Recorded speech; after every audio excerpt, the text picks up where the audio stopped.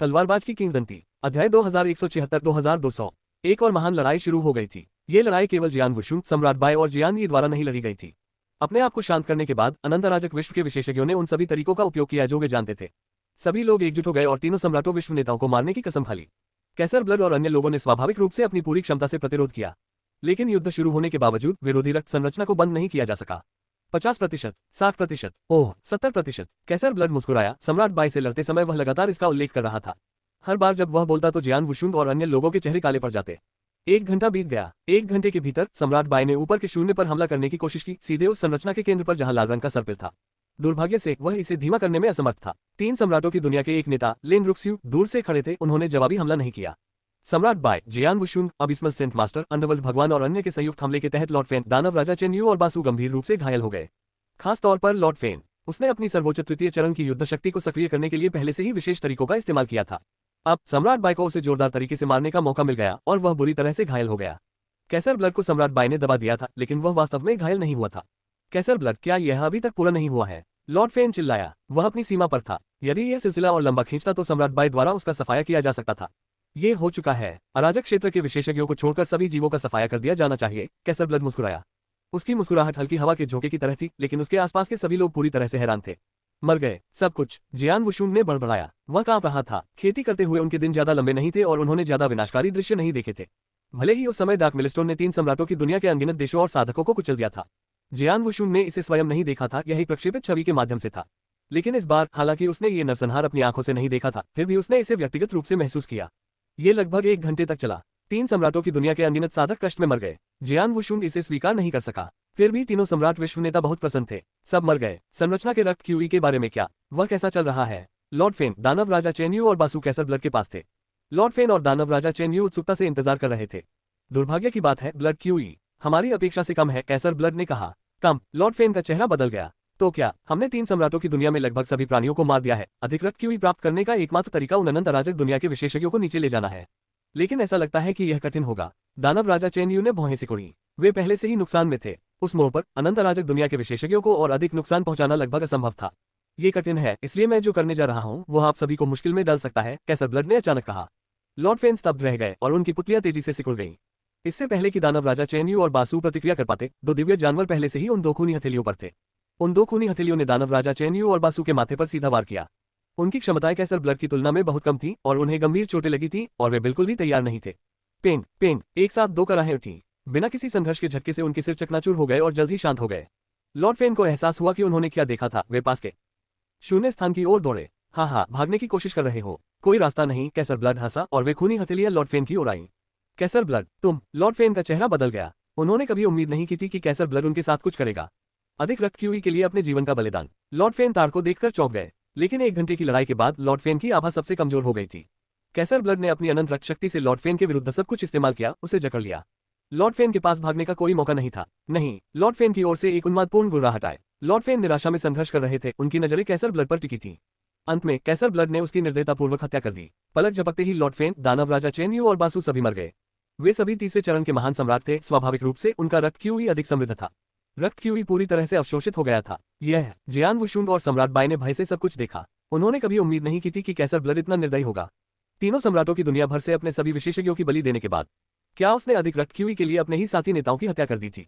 तीनों में से बासु का उसके लिए सबसे कम महत्व था। लेकिन भगवान फेन और दानव राजा चेन यू प्राचीन युग से ही उनके साथ थे, वे उनके साथी थे। लेकिन आवश्यक रक्त क्यूई को पूरी तरह से संचित करने के लिए उसने अपने साथियों को बेरहमी से मार डाला था। पागल! सम्राट बाय क्रोधित हुआ। अरे नहीं! जियान वुशुन का चेहरा बदल गया। 3 सम्राटों की दुनिया का एक और नेता था जिस पर कैसर ब्लड ने अभी तक अपना हाथ नहीं डाला था। ये लेन रुक्सुए था। अब भगवान फेन, दानव राजा चेन यू और बासु को काटने के बाद वह लेन रुक्स्यू के सामने आया। लेन रुक्स्यू युद्ध के मैदान के किनारे पर चुपचाप खड़ा था। युद्ध शुरू होने के बाद से उसने अभी तक कोई कदम नहीं उठाया था। कैसर ब्लड ने लॉर्ड फेन, दानव राजा चेन यू और बासु को मार डाला। वह उसकी ओर बढ़ रहा था। लेन रुक्स्यू का चेहरा काला पड़ गया, लेकिन पीछे हटने का कोई संकेत नहीं दिखा। जीव! कैसर ब्लड लेन रुक्स्यू के सामने प्रकट हुआ, उसकी लाल आंखें सीधे उसे घूर रही थी। आप मुझे भी ले जाने का इरादा रखते हैं, लॉर्ड कैसर ब्लड? लेन रुक्स्यू की आवाज उदासीन थी क्योंकि उसने अपना सिर उठाया था। जैसे ही उसने अपना सिर उठाया, उसकी भौहों के बीच एक खास निशान दिखाई दिया। उसकी पुतलियां सफेद हो गईं, खून का कोई निशान नहीं था। उसके लंबे काले बाल एक पल में सफेद हो गए, हवा के साथ लहराने लगे। उसने अभूतपूर्व रूप से विनाशकारी आभा फैलाई। यह आभा इतनी प्रबल थी कि दूर से ही जियान वुशुन और सम्राट बाय भी इससे चकित हुए बिना नहीं रह सके। ये है! जियान वुशुन ने भौहें सिकोड़ी। ये पहली बार था जब उसने लेन रुक्स्यू को उस रूप में देखा था। सफेद बाल, भूरी आंखें, स्वर्ग को नष्ट करने की शक्ति।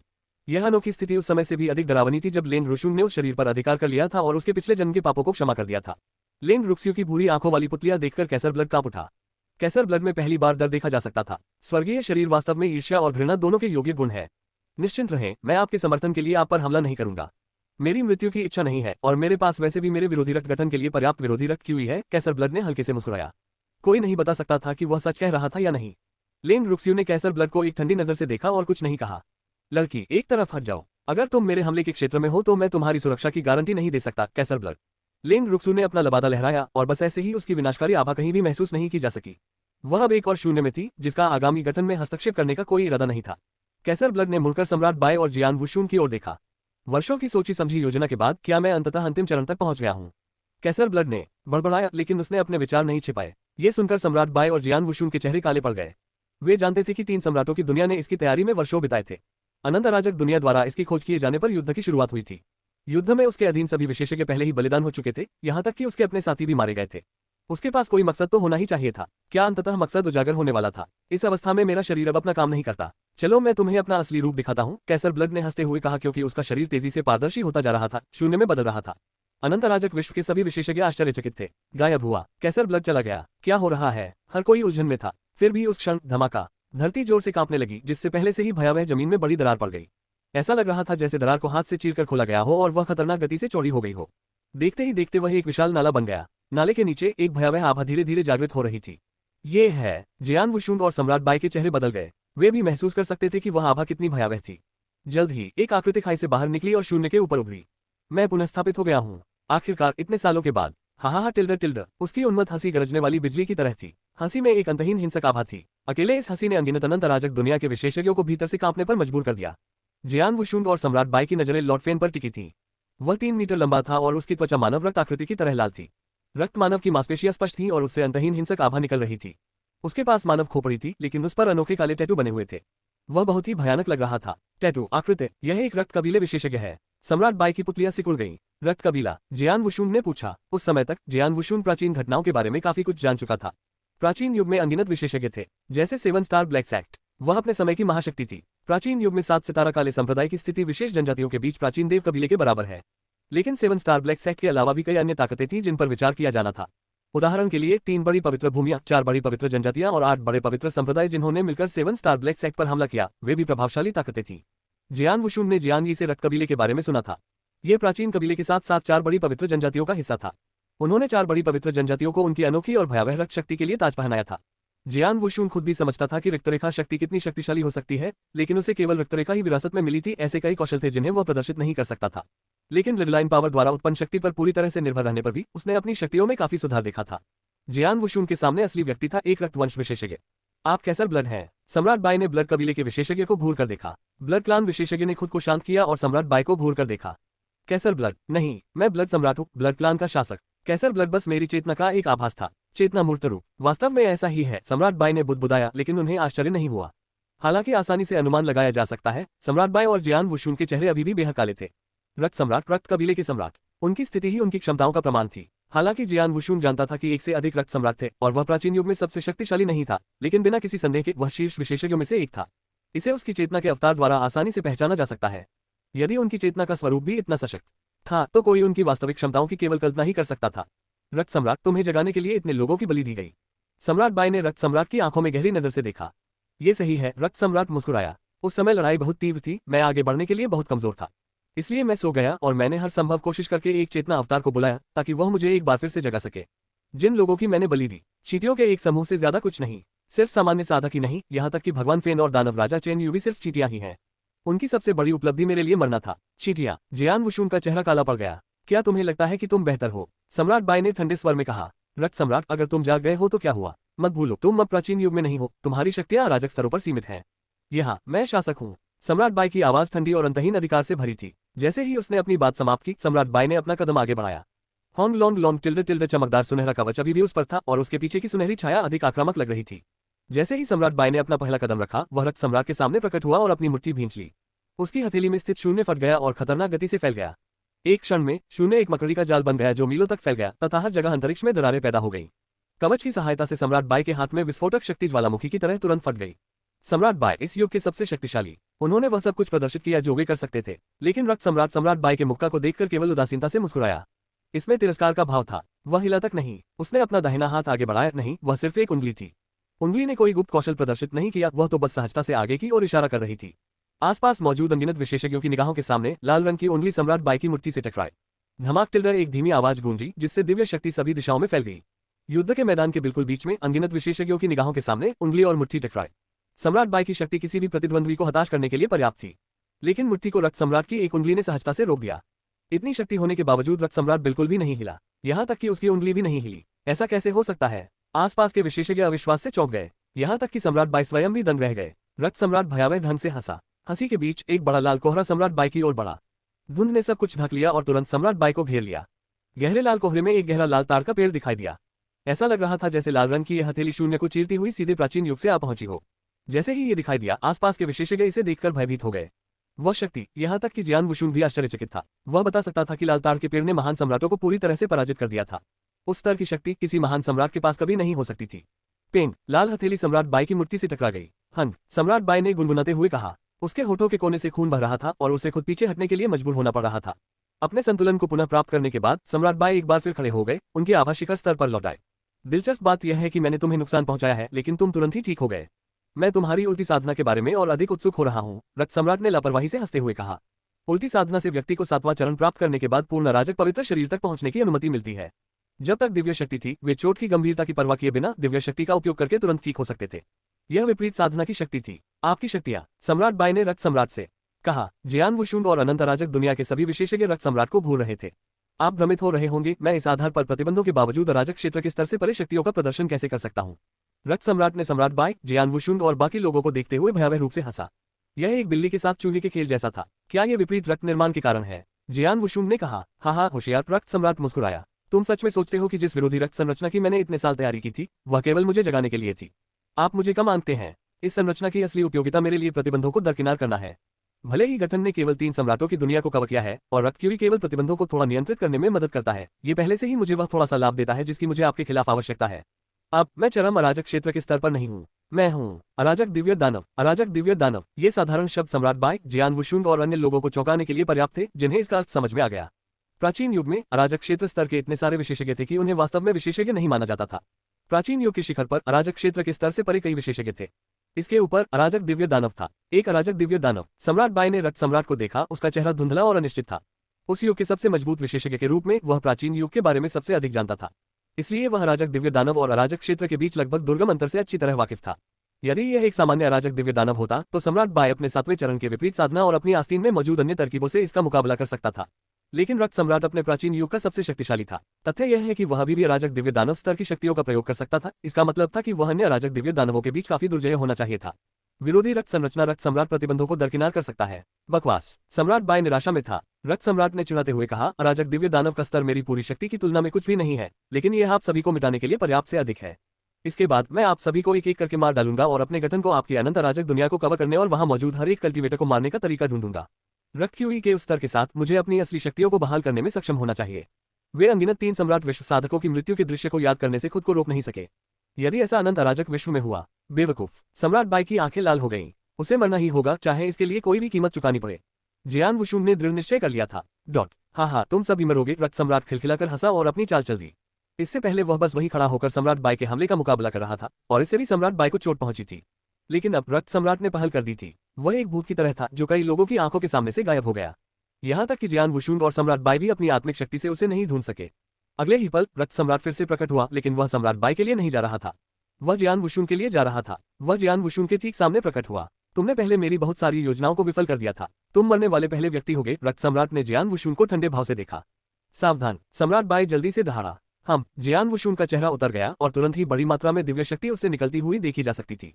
जियू 7 सुनहरी धारियां फूट पड़ी और सीधे रक्त सम्राट की ओर बढ़ी। होंग जुन स्वर्ण तलवारें। यदि आप दूसरा रूप प्रदर्शित करते हैं तो शायद वह खतरा पैदा करेगा, लेकिन केवल पहला रूप, केवल 7 धारियां, ये कुछ भी नहीं है। रक्त सम्राट ने उपेक्षापूर्वक अपनी उंगली हिलाई। 7 होंग जुन स्वर्ण तलवारें एक साथ नष्ट हो गईं और तेज गति से उड़ गईं। यहाँ तक कि तलवारों पर लगी सुनहरी चमक भी फीकी पड़ गई।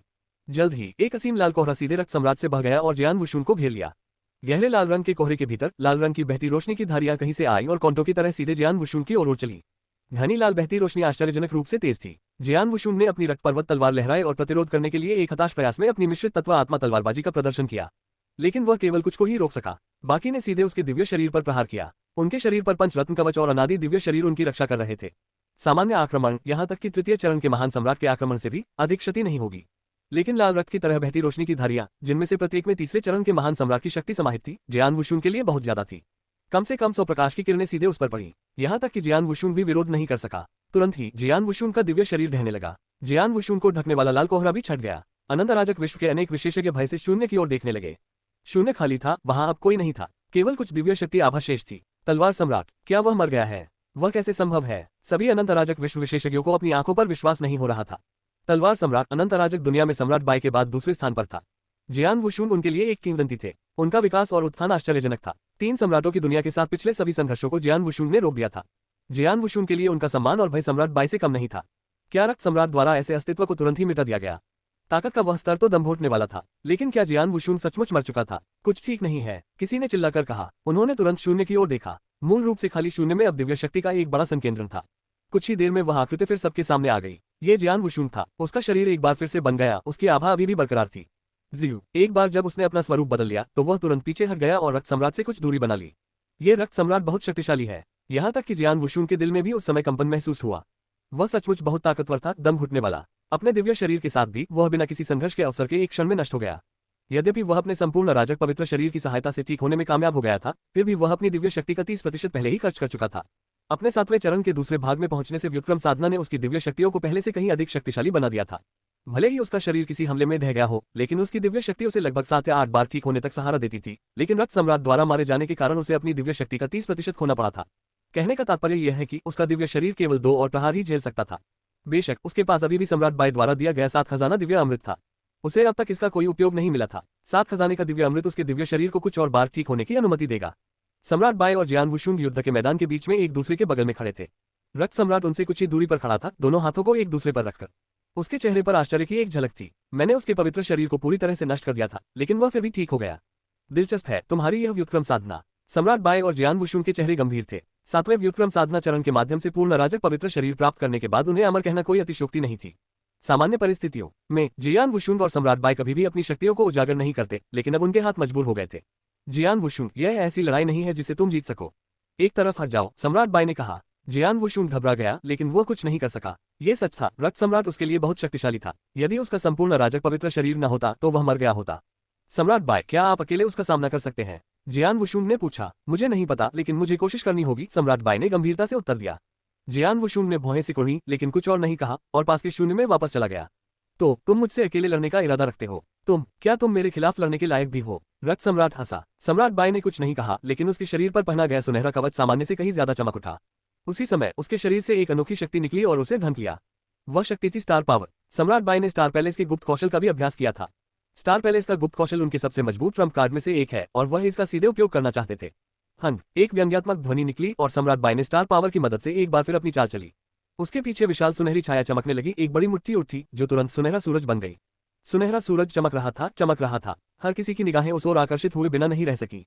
रक्त सम्राट ने भी ऊपर देखा और थोड़ा आंखें सिकोड़ ली। 7 स्टार ब्लैक सैक्ट, 7 स्टार का गुप्त कौशल। हाँ, यह एक अच्छा गुप्त कौशल है, लेकिन आपके पास क्षमता की कमी है। आप केवल पहली स्क्रिप्ट पढ़कर अपनी शक्तियों को गुणा करेंगे, इससे मुझे क्या होगा?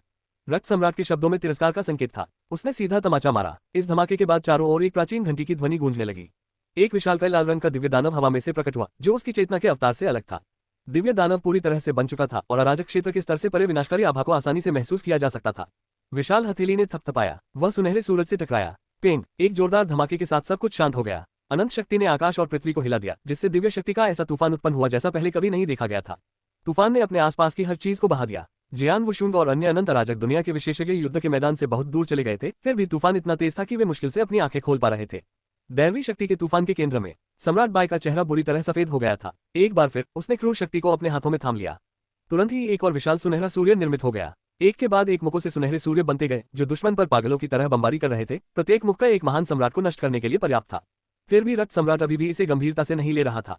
अब उसने दोनों हथेलियों का इस्तेमाल किया। उसकी प्रत्येक हथेलियां विशाल लाल पर्वतों की तरह सुनहरे सूर्यों को पूरी तरह से ढक रही थी। एक ही सांस में सम्राट बाई और रक्त सम्राट करीब 10 बार टकराए। जीव जीव। सम्राट बाई पीछे हटने को तैयार हो गया, जबकि रक्त सम्राट भी एक कदम पीछे हट गया। तुमने मुझे हिला दिया। रक्त सम्राट ने एक बार फिर सम्राट बाई को देखा और ठंडी मुस्कान दी। लगता है मुझे तुम्हें थोड़ा और गंभीरता से लेना चाहिए। ये कहते हुए उसने अपनी हथेली उल्टी और उसके हाथ में एक राक्षसी लाल भाला प्रकट हुआ। भाले से भय का भाव प्रकट हो रहा था। इसकी आभा का घनत्व जियान वुशुन द्वारा अब तक देखे गए किसी भी दिव्य हथियार से अधिक मजबूत था। इसमें कोई संदेह नहीं कि भाले का मतलब मौत था। रक्त सम्राट ने कभी भी दिव्य हथियार का प्रयोग नहीं किया था, यहाँ तक कि चेतना के अवतार के रूप में भी नहीं। अब उसने अपना लाल भाला निकाला। आओ सम्राट बाई, चलो इसे फिर से आजमाते हैं। रक्त सम्राट मंद मंद मुस्कुराया और बिजली की गति से सम्राट बाई की ओर अपना भाला फेंक दिया।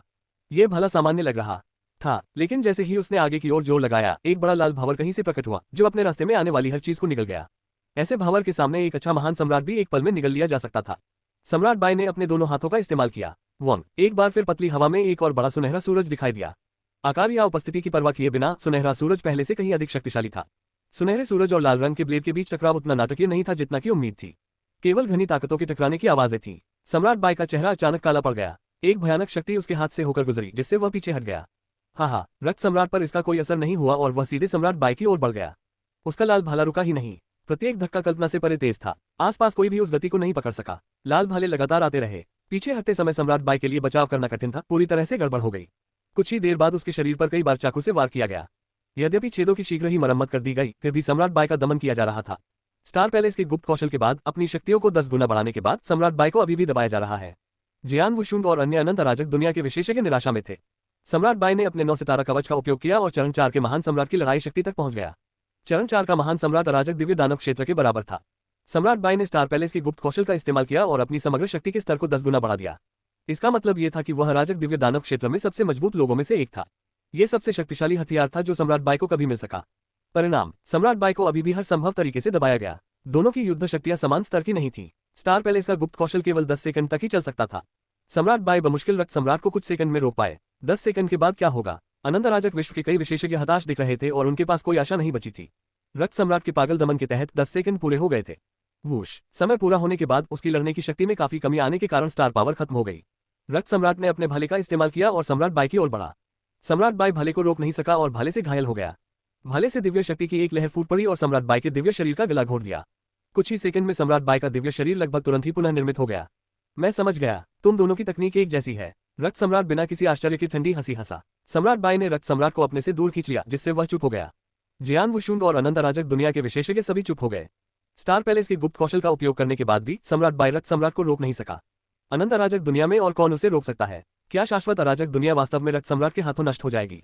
पूर्वज तियान चेन अनियंत्रित रूप से काम रहे थे क्योंकि वह रक्त सम्राट को घूर रहे थे। क्या कोई और रास्ता नहीं है? अतः संत मास्टर फूट फूट कर हंसे। हमने अपनी तरफ से पूरी कोशिश की, यहाँ तक कि तलवार सम्राट और सम्राट बाई ने भी अपनी पूरी ताकत लगा दी। ये बहुत बुरा है कि रक्त सम्राट बहुत शक्तिशाली है। अंडरवर्ल्ड भगवान ने अपना सिर हिलाया। सभी विशेषज्ञ दुख और हताशा से ग्रस्त थे। जियान वुशुंग ने पलटकर गहरी सांस ली और फिर कहा, सब लोग मरने से पहले हमारे पास जो कुछ भी है उसका इस्तेमाल कर ले। हमारे पास जो कुछ भी है। पूर्वज तियान चेन और बाकी सभी लोग जियान वुशुंग की ओर देखने लगे। जियान वुशुंग ने दृढ़ता से कहा, आत्मा प्रज्वलन, आत्मा विस्फोट, सब कुछ हमारे पास है। पूर्वज तियान चेन और बाकी विशेषज्ञ दंग रह गए। आत्मा प्रज्वलन, आत्मा विस्फोट, वे जीवन के बदले जीवन का बलिदान कर रहे होंगे। इससे कोई फर्क नहीं पड़ता कि हम मर गए या नहीं। कम से कम अनंत अराजक दुनिया अभी भी मौजूद है और अस्तित्व में रह सकती है। अगर रक्त सम्राट नहीं मरता है तो अनंत अराजक दुनिया अगले 3 सम्राटों की दुनिया में बदल जाएगी जहां हर कोई मर जाएगा।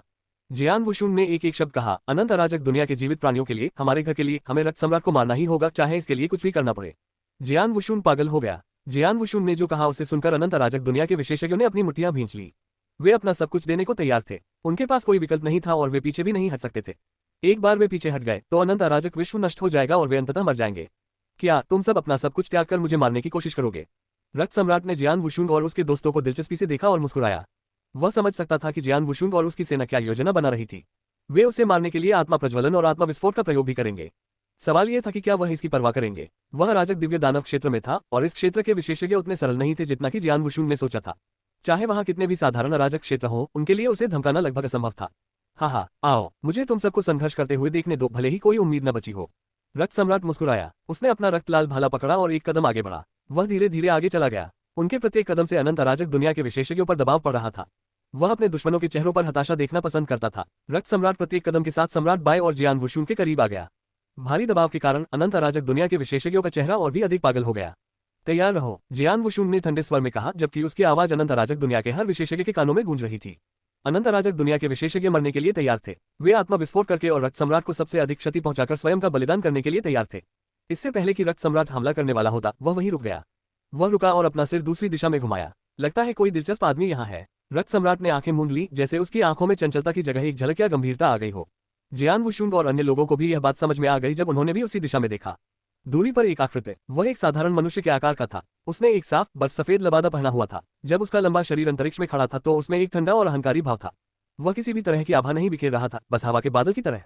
ऐसा बिल्कुल भी नहीं लग रहा था कि वह इस जगह का है। हालांकि इस आदमी की आंखें ऐसी थीं कि वह सब कुछ अनदेखा करके स्वर्ग और पृथ्वी तक खड़ा हो सकता था। वह वहीं निश्चल और शांत खड़ा था। हालांकि ऐसा लग रहा था जैसे वह ब्रह्मांड का केंद्र था। अराजक दिव्य दानव क्षेत्र में पहुंचने के बाद भी रक्त सम्राट इस आदमी की उपस्थिति को छिपा नहीं सका। वह है अनंत अराजक। दुनिया के सभी विशेषज्ञ इस आकृति को भूल रहे थे जो अभी अभी प्रकट हुई थी। ये वही है, अथाह संत मास्टर ने कहा और उनकी आंखें चौड़ी हो गईं। ऐसा लग रहा था मानो वह दुनिया के सबसे डरावने आदमी को देख रहा हो। अथाह संत मास्टर को ऐसा भय महसूस हुआ जैसा पहले कभी नहीं हुआ था। वह इस आदमी, उसकी आंखों और उसकी तलवार को कभी नहीं भूल सकता। वह आदमी उसका दुष्स्वप्न था। जब सम्राट बाय और जियान वुशुंग ने उस आदमी को देखा तो वे उत्साहित हो गए। यह आदमी जो अभी अभी प्रकट हुआ था सम्राट तेरह था। सम्राट तेरह प्राचीन अतीत का एक विशेषज्ञ। वह एक रहस्यमय आदमी था और कोई भी निश्चित रूप से नहीं जानता था कि वह कितना शक्तिशाली था। उस समय स्टार वंश के दौरान लड़ाई के दौरान एबिस्मल सेंट मास्टर का अंधेरा सिर्फ एक साधारण घूरने से गायब हो गया था। एक साधारण वार ने एबिस्मल सेंट मास्टर के शरीर के कवच को नष्ट कर दिया था और लगभग उसे मार डाला था। सम्राट बाय के साथ आमने सामने की लड़ाई के बाद उसने सम्राट बाय को एक साधारण तलवार से पीछे हटने पर मजबूर कर दिया था। और वह तो बस चेतना का मूर्त रूप था। लेकिन अब ये सम्राट तेरह का मूल शरीर था। मूल शरीर तो स्वयं आया था। जियान वुशुंग और सम्राट बाय उत्साहित थे। यद्यपि उन्हें सम्राट तेरह की असली पहचान के बारे में कोई जानकारी नहीं थी, फिर भी उन्होंने उसके पिछले कार्यों से यह अनुमान लगा लिया कि वह उनके पक्ष में था। सम्राट तेरह रक्त सम्राट के सामने युद्ध के मैदान के केंद्र में पहुंच गया। उसने रक्त सम्राट को ठंडे और उदासीनता से देखा, यहाँ तक कि रक्त सम्राट भी उस घर से मिलते ही कांप उठा। वह ठंडी और अभिमानी थी, अपने आसपास की हर चीज और हर किसी की उपेक्षा करना। ऐसा लग रहा था मानो सम्राट तेरह के लिए रक्त सम्राट हवा से अधिक कुछ नहीं था। रक्त सम्राट क्रोधित तो हुआ, लेकिन असहाय भी था जब उसने वह नजर देखी। सम्राट तेरह प्राचीन काल में सबसे शक्तिशाली व्यक्तियों में से एक थे। प्राचीन युद्ध के मैदान पर लड़ाई के दौरान शक्ति के स्तर के मामले में वह शीर्ष 5 में थे। दूसरी ओर रक्त सम्राट था। भले ही वह रक्त वंश का सम्राट था, लेकिन रक्त वंश के 6 सम्राट थे। वह 7 में से सबसे कमजोर था। वह महान सम्राट तेरह के साथ अतुलनीय था। प्राचीन काल में जब वह सम्राट तेरह को देखता तो बिना किसी हिचकिचाहट के भाग जाता। लेकिन अब स्थिति अलग थी। सम्राट तेरह, मैंने दानव राजा चेनयू से सुना है कि आप भी मेरी ही तरह की स्थिति में हैं। आपका मूल शरीर गहरी नींद में सो गया है और केवल आपकी चेतना का अवतार ही आसपास है। ऐसा नहीं लगता, अब आपका मूल शरीर जाग गया है। रक्त सम्राट ने अपनी आंखें मूंद ली और सम्राट तेरह को घूरने लगा। प्राचीन अतीत का महान युद्ध बहुत भयानक था। प्राचीन काल के कई विशेषज्ञ गंभीर रूप से घायल हो गए थे और गहरी नींद में सो गए थे। इसके अलावा जो जितना मजबूत होता वह उतनी ही देर तक सोता और उसके लिए जागना उतना ही मुश्किल होता। अगर विरोधी रक्त संरचना न होती तो कौन जानता था कि रक्त सम्राट को जागने में कितना समय लगेगा। हालांकि सम्राट तेरह, उस समय युद्ध के दौरान आपकी चोटें दूसरों की तुलना में बहुत हल्की थी। इतने कम समय के बाद आपका जाग जाना सामान्य बात है, रक्त सम्राट ने आगे कहा। सम्राट तेरह वहां ठंडे मन से खड़े रहे, एक शब्द भी नहीं बोले। ऐसा लग रहा था जैसे उसने ब्लड एम्परर को सुना ही नहीं। ये देखकर रक्त सम्राट का चेहरा खिल उठा। बिल्कुल मिथकों की तरह, तुम सचमुच शांत हो। प्राचीन काल में रक्त सम्राट की मुलाकात सम्राट तेरह से पहले नहीं हुई थी, लेकिन उसने उसके शांत स्वभाव के बारे में सुना था। वह बहुत कम बोलते थे। अगर बोलते भी थे तो बकवास नहीं करते थे। यदि वह बोलते भी थे तो सीधे मुद्दे पर आते थे। सम्राट तेरह, यहाँ आकर आप क्या हासिल करना चाहते हैं? रक्त सम्राट ने घबराकर सम्राट तेरह को देखा। सम्राट तेरह ने ऊपर देखा, उसकी भावशून्य आंखों में हत्या की मंशा की चमक चमक उठी। तुम्हें मार डालूंगा। उसके मुंह से निकले 2 सरल शब्द युद्ध के मैदान में गूंज उठे। ऐसा कहने के तुरंत बाद उसने हमला कर दिया। उसके हाथ में एक तलवार दिखाई दी। स्टार वंश में वापस आकर सम्राट तेरह ने अपनी उंगलियों को तलवारों की तरह इस्तेमाल किया और केवल अपनी चेतना के अवतार के साथ सम्राट तेरह को हराने में कामयाब रहे। अब सम्राट तेरह ने तलवार निकाली। ये तलवार देखने में साधारण थी, फिर भी तेज थी। इससे केवल मौत का ही आभास होता था। यह एक साधारण तलवार की तरह लग रहा था। जैसे ही ये तलवार खींची गई, जियान वुशुन के हाथों में रक्त पर्वत तलवार कांपने लगी। जियान वुशुन तलवार से एक अलग भावना आती हुई महसूस कर सकता था। इसमें कुछ भय तो था, लेकिन अधिक अडिगता थी। ये पहली बार था जब जियान वुशुन ने रक्त पर्वत तलवार से इस तरह की अनोखी भावना महसूस की थी। सम्राट तेरह ने तलवार उस स्थान की ओर घुमाई जहां रक्त सम्राट आकस्मिक रूप से खड़ा था। झूला इतना सामान्य था कि ऐसा लग रहा था जैसे उसमें कोई शक्ति ही नहीं है। इसी प्रकार वहां न तो कोई दैवीय शक्ति थी और न ही तलवार का कोई सार महसूस हुआ। हालांकि जैसे ही तलवारें चलनी शुरू हुई, धमाका, स्वर्ग और पृथ्वी को झटका लगा जब युद्ध के मैदान के केंद्र में स्थित स्वर्ग और पृथ्वी में विस्फोट हो गया। एक बड़ी दरार दिखाई दी और यह अविश्वसनीय गति से बढ़कर आश्चर्यजनक आकार तक पहुंच गई। 1000 feet, 10,000 feet, 1,00,000 feet, 1 million feet, अंततः इसकी लंबाई 1 ट्रिलियन फीट हो गई। जिस क्षण दरार दिखाई दी, स्पेस टाइम, वायु और वहां मौजूद हर तत्व सहित सब कुछ गायब हो गया। इस अंतरिक्ष में कोई भी तत्व नहीं था। वहां केवल तलवार की रोशनी थी। ये धुंधला और अदृश्य था। सामान्य दिनों में ये तलवार की रोशनी किसी का ध्यान आकर्षित नहीं करती। हालांकि ये तलवार की रोशनी इस स्थान पर बची हुई एकमात्र चीज थी। ये सदैव के लिए एकमात्र बन गया। ये तलवार का हुनर है। सम्राट बाय और जियान वुशुन अविश्वास से तलवार की रोशनी को देखते रहे। दोनों ने इसे उस तलवार कौशल के रूप में पहचाना जिसने उस समय सम्राट तेरह को पराजित किया था। अंतर केवल इतना था कि इस तलवार की रोशनी और भी अधिक प्रबल तथा अधिक लुभावना थी। सबकी सांस फूल रही थी। हर कोई उस तलवार की चाल को देख रहा था। जहां तक रक्त सम्राट का सवाल है, उसका रवैया बिल्कुल अलग था। पहले वह सर्वशक्तिमान घमंडी था और सम्राट बाय और जियान वुशुन के साथ ऐसा व्यवहार करता था मानो वे उसके खिलौने हो। सम्राट बाय द्वारा स्टार पैलेस की गुप्त कौशल का प्रयोग करने के बाद भी यह वही था। लेकिन अब जब वह सम्राट 13 की तलवार कौशल का प्रयोग कर रहा था तो वह बेहद गंभीर था। जब तलवार की मंद रोशनी उसके सामने आई तो उसके हाथ में पकड़ा रक्त लाल भाला हिल गया। बूम टिल्डर टिल्डर, आकाश में लाल रंग की एक किरण फैल गई जिससे रक्त सम्राट के पीछे का स्थान 18 असुर नरक में बदल गया। लाल रंग का अंतहीन सागर इस दुनिया में बेमेल था। रक्त सम्राट इस गहरे लाल सागर में पूर्ण सम्राट बन गया। उसने अपना रक्त लाल भाला बाहर फेंका। जैसे ही रक्त लाल भाला हिला, लाल लाल सागर के भीतर से गगनभेदी दहाड़ें सुनाई देने लगी। ऐसा लग रहा था मानो लाल लाल सागर के भीतर आत्माएं और अवशेष क्रोधित हो रहे हों और अपनी किस्मत को नकारने की अनिच्छा व्यक्त कर रहे हों। चारों ओर के सभी लोगों की भयभीत निगाहों के सामने कमजोर लेकिन शाश्वत तलवार की रोशनी सीधे रक्त लाल भाले से टकराए। धमाका, टिल्डर टिल्डर, एक गगनभेदी ध्वनि सुनाई दी। 3 सम्राटों का पूरा विश्व कांप उठा और दबाव के कारण रहने का खतरा पैदा हो गया। आकाश के किनारे पर रक्त का लाल सागर धुंधला हो गया तथा गहरे लाल सागर में डूबी आत्माएं शांत हो गईं। तलवार की रोशनी सभी दिशाओं में फैलने लगी। फुट फुट, जैसे ही उसने खुद को संभाला, दूर से एक आकृति दिखाई दी। ये लाल आकृति रक्त सम्राट थी। जहां तक सम्राट 13 का प्रश्न है, वह अपने हाथ में एक साधारण और धुंधली तलवार लिए हुए वहां ठंडे मन से खड़ा था। सम्राट 13 का पलड़ा भारी है। सम्राट बाई ने राहत भरी नजर से अपनी भौहें उठाईं। ये सही है, जियान वुशुन ने अपनी मुट्ठी भींचकर जवाब दिया। अनंत अराजक दुनिया के विशेषज्ञ बहुत प्रसन्न थे। कुछ देर तक चले मुकाबलों के बाद सम्राट 13 की तलवार की रोशनी ने गहरे लाल रंग के सागर को तितर बितर कर दिया और रक्त सम्राट को पीछे हटने पर मजबूर कर दिया। हर कोई जानता था कि सम्राट 13 को पूर्ण लाभ प्राप्त था। उस समय सम्राट 13 ने मुझसे लड़ने के लिए केवल अपनी चेतना का इस्तेमाल किया था और मुझे लगा कि वह अविश्वसनीय रूप से शक्तिशाली था। वह कारण था कि मुझे विश्वास था कि चरण 4 के महान सम्राट अस्तित्व में थे। अब ऐसा लगता है कि वह मेरी कल्पना से भी अधिक शक्तिशाली है, सम्राट बाई ने गंभीरता से कहा। जियान वुशुन ने कहा, हालांकि मामला ऐसा है, लेकिन अभी भी खुश होने के लिए बहुत जल्दी है। यह सच है कि अभी हुई संक्षिप्त बातचीत में सम्राट 13 का पलड़ा भारी था। सम्राट 13 और रक्त सम्राट के शक्ति स्तर का निष्कर्ष निकालने के लिए एक आदान प्रदान पर्याप्त नहीं था। सबसे महत्वपूर्ण बात यह है कि यद्यपि रक्त सम्राट उस लड़ाई के दौरान दबा हुआ था, फिर भी वह प्रसन्नचित होकर मुस्कुरा रहा था। उसकी मुस्कान और भी चौड़ी होती गई। अंत में वह जोर से हंस पड़ा, हा हा टिल्डर टिल्डर टिल्डर। उनकी हंसी युद्ध के मैदान में गूंज उठी। शाश्वत अराजक विश्व के विशेषज्ञ ये समझ नहीं पाए कि वह क्यों हंस रहा था, क्योंकि अभी युद्ध के दौरान वह स्पष्ट रूप से नुकसान में था। केवल जियान वुशुन और सम्राट बाई को ही इस बात का बुरा एहसास था कि क्या होने वाला है। जब रक्त सम्राट ने हंसना बंद कर दिया तो उसने सम्राट 13 को जिस तरह से देखा वह बिल्कुल अलग था। इससे पहले उसके चेहरे पर गंभीर और भयभीत भाव था। आखिरकार प्राचीन काल में सम्राट 13 बहुत ही भयानक थे। सम्राट 13 के बारे में इतने वर्षों तक भय के साथ जीवन जीने के बाद उसे सम्राट 13 के विरुद्ध जाने का कोई भरोसा नहीं था। उस छोटी सी मुलाकात के बाद उसने सम्राट 13 से सीधे लड़ने का आत्मविश्वास हासिल कर लिया था। सम्राट 13, मैंने सोचा था कि आप अभी भी प्राचीन अतीत में 7 सितारों के नेता थे। वह व्यक्ति जो विशेषज्ञों को आपके सामने झुकने के लिए मजबूर कर सकता था और पवित्र भूमि के स्वामी के सामने खड़े होने की शक्ति रखता था। अगर यह उस समय की बात होती तो अगर मैं कभी आपसे टकरा जाता तो बिना किसी हिचकिचाहट के पीछे हट जाता। लेकिन अब स्वर्ग और पृथ्वी के प्रतिबंध के तहत आप केवल अराजक क्षेत्र में हैं। भले ही आपके पास अविश्वसनीय तकनीकें हों, आप उनका उपयोग नहीं कर सकते। इन परिस्थितियों में आप मुझे किससे हराएंगे? इस समय रक्त सम्राट का डर चला गया था। उसकी जगह इच्छा आ गई थी, सम्राट 13 को मारने की इच्छा। सम्राट 13 एक महान एवं सर्वशक्तिमान व्यक्ति थे। रक्त सम्राट के लिए सम्राट 13 को अपने हाथों से मारने से अधिक रोमांचक और क्या हो सकता है। रक्त सम्राट की बात सुनकर सम्राट 13 अभी भी भावशून्य था और उसमें कोई परिवर्तन नहीं आया था। दूसरी ओर जियान वुशुन और सम्राट बाई दंग रह गए। रक्त सम्राट ने जो कुछ कहा था उससे उन्होंने बहुत सारी जानकारी निकाल ली। सबसे पहले और सबसे महत्वपूर्ण बात यह है कि सम्राट 13 प्राचीन काल में सर्वोच्च महाशक्तियों में से एक था। दूसरा, सम्राट 13 7 सितारा काले संप्रदाय का सदस्य था। 7 सितारा काला संप्रदाय, 7 सितारों का नेता, एक आदमी जो बाकी सभी को अपने अधीन कर सकता है और यहाँ तक कि पवित्र भूमि के स्वामी को भी चुनौती दे सकता है। जियान वुशुन ने खुद से कहा। वह ये नहीं समझ पाया कि 7 सितारों का नेता होने का क्या मतलब है। नहीं उसे यह समझ में आया कि पवित्र भूमि का स्वामी कितना शक्तिशाली था। लेकिन वह यह अनुमान लगा सकता था कि सम्राट 13 प्राचीन काल में महाशक्तियों में से एक था। कम से कम सम्राट 13 के सामने तो रक्त सम्राट कुछ भी नहीं था। यहाँ तक कि रक्त सम्राट ने भी स्वीकार किया कि उसके पास सम्राट 13 के खिलाफ खड़े होने का साहस नहीं था और जब भी वह उसे देखता तो पीछे हट जाता। हाँ, मर जाओ सम्राट 13। रक्त सम्राट हंसी और उत्साह से दहाड़ा। रक्त सम्राट ने हमला किया। उसने लापरवाही से एक कदम आगे बढ़ाया, लेकिन वह कदम इतना तेज था कि शाश्वत अराजक दुनिया में से कोई भी उसे स्पष्ट रूप से नहीं देख सका।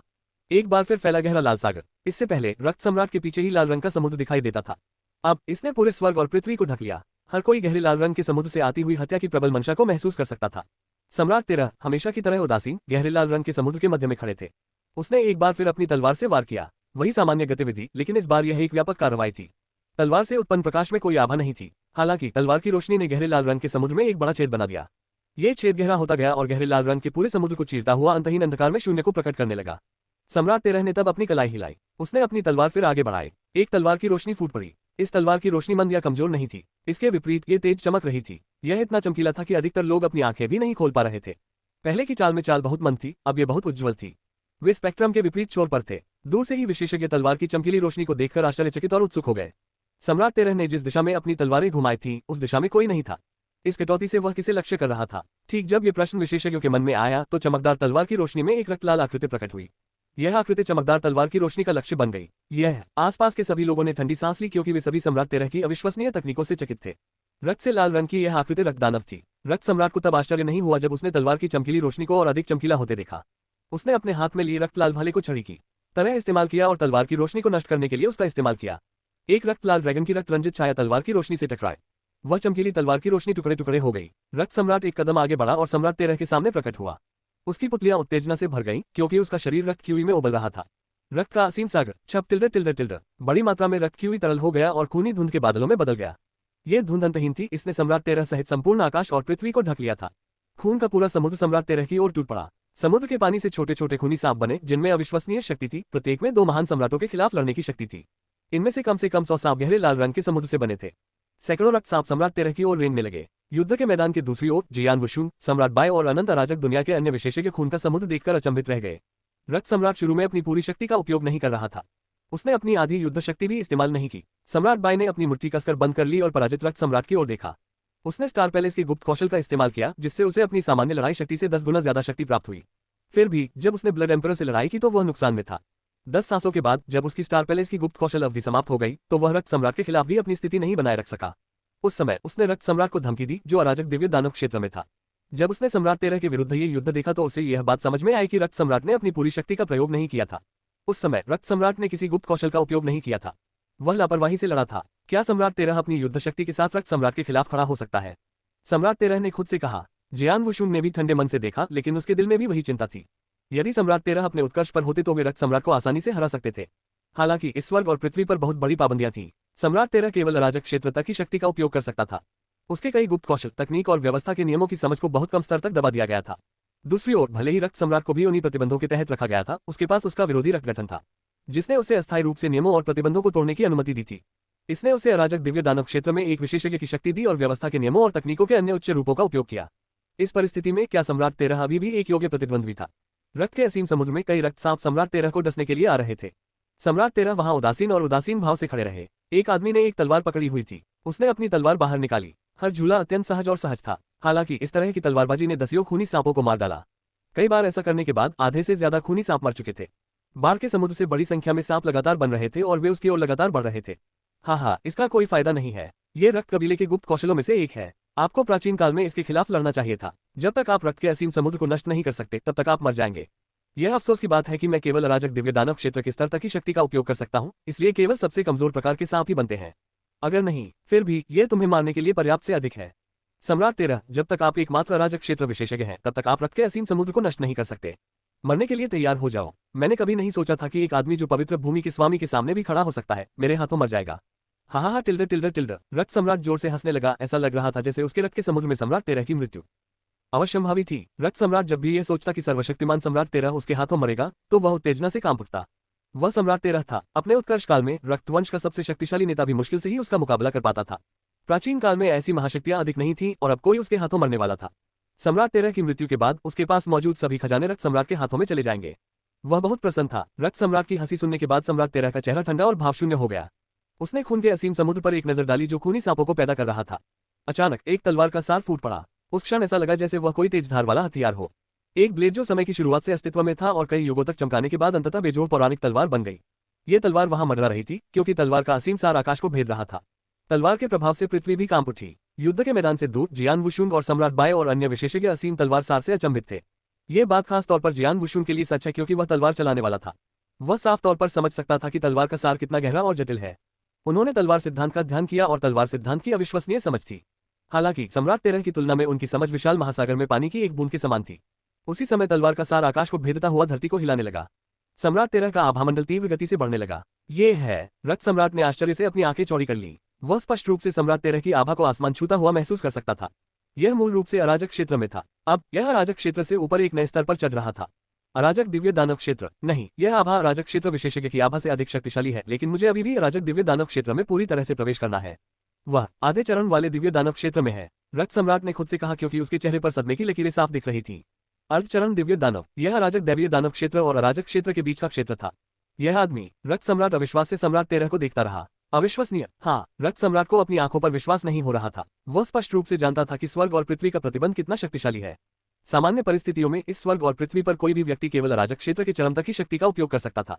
इन परिस्थितियों में वह अराजक दिव्य दानव क्षेत्र में केवल तभी पहुंचा अपने चेतना अवतार के माध्यम से इस विरोधी रक्त संरचना को बनाने की वर्षों की योजना बनाने के बाद, 3 सम्राटों की दुनिया के भीतर जीवित चीजों के अनगिनत जीवन का बलिदान करने के बाद।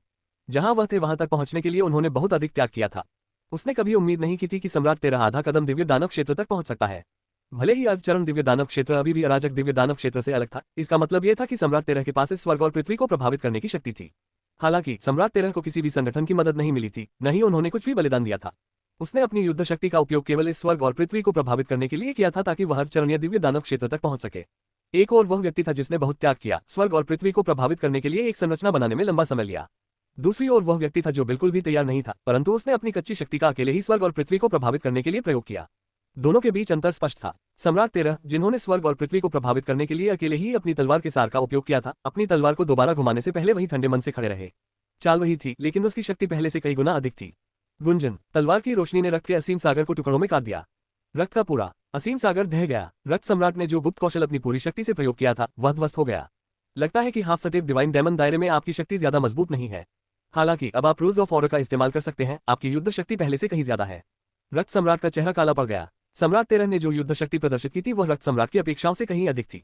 अब वह केवल सम्राट 13 को मारने का सपना ही देख सकता था। उसी समय सम्राट 13 ने पुनः आक्रमण किया। इस बार सम्राट 13 ने अपनी तलवार घुमाने के बजाय स्वयं आगे बढ़कर काम किया। उसने उसे ऊपर की ओर उछालने से पहले लापरवाही से उसे घुमाया। एक साफ सुथरा लेकिन जटिल कदम। गति इतनी तेज थी कि युद्ध क्षेत्र के पास मौजूद किसी भी विशेषज्ञ ने इसे नहीं देखा। हंफ, रक्त सम्राट को इस हरकत से डर नहीं लगा। जैसे ही उसने अपने रक्त लाल भाले को क्रूरता से बाहर निकाला, उसका रक्त क्यों उबल पड़ा। युद्ध के मैदान में सम्राट 13 और रक्त सम्राट निकट सीमा पर मुकाबला कर रहे थे। ये दोनों उस युग के शीर्ष विशेषज्ञों से कहीं अधिक शक्तिशाली थे तथा इनके पास अविश्वसनीय तकनीकें थी। इस युद्ध ने अनंत अराजक विश्व के विशेषज्ञों को आश्चर्यचकित कर दिया। वे बहुत शक्तिशाली हैं। राजा चेन जिंग ने गहरी सांस ली और लड़ाई को देखते हुए कहा। वहां अरबों फीट की जगह युद्ध क्षेत्र में बदल गई। वे युद्ध के मैदान के बीच में दो आभाओं को टकराते हुए मुश्किल से देख पा रहे थे। रक्त सम्राट और सम्राट 13 इतने तेज थे कि कोई भी उन्हें देख नहीं पा रहा था। वे अधिक से अधिक तलवार या भाले की रोशनी ही देख पाते थे। प्रत्येक तलवार की रोशनी सरल दिखती थी, लेकिन वे अत्यंत जटिल थी। जियान वुशुन तलवार सिद्धांत में निपुण था और शाश्वत अराजक दुनिया के विशेषज्ञों के बीच तलवार सिद्धांत की सर्वोच्च समझ रखता था। यहाँ तक कि वह युद्ध के मैदान में जटिल तलवार की रोशनी का भी विश्लेषण नहीं कर सका, क्योंकि प्रत्येक तलवार की रोशनी अत्यंत गहरी और जटिल थी। यह तब हुआ जब सम्राट तलवार सिद्धांत को स्वर्ग और पृथ्वी से बहुत सारे प्रतिबंध मिले। वह अपनी तलवार कौशल, तलवारबाजी और व्यवस्था के नियमों का न्यूनतम उपयोग कर सकता था। यदि सम्राट 13 अपने चरम पर होता तो वह कितना शक्तिशाली होता। ये तलवारबाजी जियान वुशुन तल्लीन था। जियान वुशुन को लगा कि उसके सामने एक नया द्वार खुल गया है जो उसे तलवारबाजी के मामले में अधिक ऊंचाइयों तक ले जा सकता है। आज तक उसने जो तलवारबाजी सीखी थी वह कुछ भी नहीं थी। अन्य विशेषज्ञ भी दंग रह गए, यहाँ तक कि सम्राट बाय भी अचंभित होकर खड़े रहे। सम्राट बाय इस युग का सबसे शक्तिशाली व्यक्ति था। वह स्पष्ट रूप से जानता था कि उसे इस युद्ध में उतरने का कोई अधिकार नहीं है। सम्राट 13 स्वर्ग और पृथ्वी द्वारा लगाए गए प्रतिबंधों को प्रभावित कर सकता है ताकि वह आधे चरण दिव्य दानव क्षेत्र तक पहुंच सके। इस नई शक्ति के साथ वह रक्त सम्राट के साथ भी जा सकता है जो अराजक दिव्य दानव क्षेत्र में था। हालांकि इससे कुछ भी नहीं बदलता है। सम्राट बाय ने भौहें सिकोड़ी। जियान वुशुन का चेहरा काला पड़ गया। सम्राट बाय ने जो कहा था वह सच था। इस युद्ध को समाप्त करने और अनंत अराजक दुनिया को सुरक्षित रखने के लिए रक्त सम्राट को मरना ही था।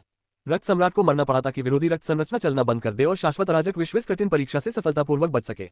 अगर रक्त सम्राट की मृत्यु नहीं होती तो वह अनंत अराजक दुनिया को कवर करने के लिए गठन को नियंत्रित कर सकता था और अनंत अराजक दुनिया के भीतर अनगिनत जीवित चीजों को मारकर अधिक रक्त क्यूई प्राप्त कर सकता था। अधिक रक्त क्यूई के साथ वह इतना शक्तिशाली होगा कि उसे रोकना असंभव होगा। यदि ऐसा होता तो 13वें सम्राट भी उससे निपट नहीं पाते। हमें क्या करना चाहिए? जियान वुशुन ने भौहें सिकोड़ी। उसी समय युद्ध के मैदान के बीच में, हाँ, सम्राट 13, ऐसा लगता है कि आपको 7 सितारों का नेता यूं ही नहीं कहा जाता। आप मेरे साथ जा सकते हैं, भले ही आप आधे कदम वाले दिव्य दानव क्षेत्र में हो और मैं दिव्य दानव क्षेत्र में हूँ। यह अफसोस की बात है कि इस स्वर्ग और पृथ्वी के प्रतिबंधों का आप पर इतना गहरा प्रभाव है। अगर मेरे पास इस विरोधी रक्त निर्माण को शाश्वत अराजक दुनिया की ओर ले जाने के लिए और समय होता तो मैं और भी अधिक रक्त क्यूई एकत्र कर सकता था। उस समय आप, सम्राट 13, मर जाएंगे। रक्त सम्राट पागलों की तरह हंसा। सम्राट 13 ने भौहें सिकोड़ी। रक्त सम्राट के खिलाफ लड़ाई शुरू करने के बाद से यह पहली बार था जब उसने अभिव्यक्ति दिखाई थी। ये स्पष्ट था कि रक्त सम्राट एक कठिन व्यक्ति था। इससे निपटना बहुत मुश्किल था। सम्राट 13 ने रक्त सम्राट के विरुद्ध युद्ध में तलवार चलाने का कौशल जारी रखा तथा युद्ध के मैदान का निरीक्षण किया। उसने जियान वुशुन की ओर देखा। सम्राट 13 ने अपनी भौहें ऊपर उठाई क्योंकि उनकी हथेली में एक विशेष रक्तसार प्रकट हुआ था। उसने अपनी हथेली हिलाई जैसे ही यह रक्तसार जियान वुशुन की ओर उड़ा। जियान वुशुन चौंक गया। उसने सम्राट 13 से बात नहीं की थी और फिर भी उसे तुरंत पता चल गया कि सम्राट 13 उसे क्या करवाना चाहते थे। उसने रक्तसार को पकड़ने के लिए अपनी बाहें फैला दी। एक बार जब उसने इसे पकड़ लिया तो रक्तसार उसके शरीर में समा गया। तुरंत ही जियान वुशुन में असीमित मात्रा में विशेष शक्ति भर गई। यह विशेष शक्ति थी स्टार पावर। रक्तसार के भीतर सितारा शक्ति थी जो स्टार पैलेस के गुप्त कौशल का उपयोग करने पर एकत्रित की गई सितारा शक्ति से कई गुना अधिक शुद्ध थी। उसकी संचित स्टार शक्ति उसे केवल एक हमले के लिए स्टार पैलेस के गुप्त कौशल की तीसरी स्क्रॉल कास्ट करने की अनुमति दे सकती थी। अब स्टार पावर उसके लिए स्टार पैलेस के गुप्त कौशल के तीसरे स्क्रॉल को 30 मिनट तक डालने के लिए पर्याप्त थी। स्टार पैलेस के गुप्त कौशल। जियान वुशुन ने तुरंत स्टार पैलेस के गुप्त कौशल के लिए तीसरा स्क्रॉल डाला। स्टार पैलेस के गुप्त कौशल, जिसे 7 स्टार के गुप्त कौशल के रूप में भी जाना जाता है, 7 स्टार ब्लैक सैक से उत्पन्न हुआ। प्राचीन अतीत में 7 स्टार ब्लैक सैक के कई विशेषज्ञ थे। 7 स्टार के गुप्त कौशल की उनकी समझ और उपयोग अविश्वसनीय स्तर तक पहुंच गया था। 7 सितारा काले संप्रदाय के ये शक्तिशाली विशेषज्ञ अपने रक्तसार में सितारा शक्ति को शामिल करने में कामयाब रहे थे। सम्राट 13 7 सितारों का नेता था और उसने 7 सितारों के गुप्त कौशल का अभ्यास किया था। हालांकि इस स्वर्ग और पृथ्वी का प्रतिबंध उसके लिए बहुत बड़ा था। वह अपनी अधिकांश युद्ध शक्ति और गुप्त कौशल का उपयोग नहीं कर सका। 7 स्टार के सीक्रेट स्किल को कास्ट करना न केवल कठिन था, सम्राट 13 सम्राट 22 की तरह 9 सितारा कवच का प्रयोग नहीं कर पाएंगे। यदि सम्राट 13 इन तकनीकों का उपयोग कर सकता तो वह रक्त सम्राट को आसानी से मार सकता था, भले ही वह मात्र अर्धचरण दिव्य दानव विशेषज्ञ था। दुख की बात है कि वह ऐसा नहीं कर सके। हालांकि भले ही वह 7 सितारा के गुप्त कौशल को नहीं डाल सका, लेकिन उसका रक्तसार जो स्टार पावर में केंद्रित था, जियान वुशुन के लिए बहुत उपयोगी था। स्टार वंश के निर्माता दिवंगत स्टार पैलेस मास्टर की तरह वह 7 स्टार ब्लैक सैक के एक विशेषज्ञ के रक्तसार को अपने 7 स्टार के गुप्त कौशल में लंबे समय तक उपयोग कर सकता था। यही कारण था कि स्टार पैलेस मास्टर युद्ध के मैदान में तबाही मचाने में कामयाब रहा था। हालांकि जैसे जैसे रक्तसार की मात्रा कम होने लगी, स्टार की वंशावली अधिक खतरे में आ गई। जियान वुशुन को उसी प्रकार का रक्तसार प्राप्त हुआ। आधा घंटा। ये गुप्त कौशल आधे घंटे तक चलेगा। जियान वुशुन ने अपनी आंखें चौड़ी कर ली। जैसे जैसे उसने स्टार पावर को अवशोषित किया, उसकी आभा और भी अधिक प्रखर हो गई। शाश्वत अराजक दुनिया के विशेषज्ञों ने सम्राट 13 को जियान वुशुन की ओर कुछ फेंकते देखा, लेकिन वे यह नहीं समझ पाए कि वह वास्तव में क्या था। वे नहीं जानते थे कि सम्राट 13 क्या करने की कोशिश कर रहे थे। अचानक युद्ध के मैदान में एक भयानक आभा फैल गई। अनंत अराजक दुनिया के सभी विशेषज्ञ जियान वुशुन की ओर देखने लगे। ये है तलवार सम्राट। यह आभा तलवार सम्राट की है। कितना भयानक आभा मंडल है। तलवार सम्राट की आभा मंडल इतनी क्यों बढ़ गई है। सभी लोग आश्चर्यचकित होकर जियान वुशुन की ओर देखने लगे। इसमें कोई आश्चर्य की बात नहीं थी कि वे आश्चर्यचकित थे। जियान वुशुन ने स्टार पैलेस के गुप्त कौशल का तीसरा स्क्रॉल डालने के बाद उसकी लड़ने की शक्ति पहले की तुलना में 1000 गुना अधिक शक्तिशाली हो गई थी। जियान वुशुन पहले से ही बहुत शक्तिशाली था और उसे तीसरे चरण के सबसे शक्तिशाली महान सम्राटों में से एक माना जाता था। अब उसकी लड़ने की शक्ति फिर से 1000 गुना बढ़ गई थी। ये कितनी शक्तिशाली होगी। जियान वुशुन। सम्राट बाई ने जियान वुशुन को करीब से देखा। वह स्पष्ट रूप से महसूस कर सकता था कि जियान वुशुन से निकलने वाली आभा उससे अधिक शक्तिशाली थी, भले ही उसने स्टार पैलेस के गुप्त कौशल, 9 सितारा कवच और अपने अन्य तुरुप के पत्तों का इस्तेमाल किया हो। यह एक अलग स्तर पर था। यह एहसास। जियान वुशुन ने अपनी मुट्ठी भींच ली क्योंकि उसे अपनी नई शक्तियों का एहसास हुआ। वह उत्साहित था। इंपीरियल सिटी में वापस आकर जियान वुशुन ने सुप्रीम सम्राट स्टोन को नष्ट करने के लिए एक बार स्टार पैलेस के गुप्त कौशल का तीसरा स्क्रॉल डाला था। वह उस समय उतना शक्तिशाली नहीं था और उसे एक तलवार कौशल की अवधि इतनी कम थी कि वह अपनी नई शक्तियों का अनुभव नहीं कर सका। चूंकि सम्राट 13 ने उसे अपना रक्तसार दिया था, इसलिए संतृप्त सितारा शक्ति उस गुप्त कौशल को कम से कम 30 मिनट तक चलने दे सकती थी।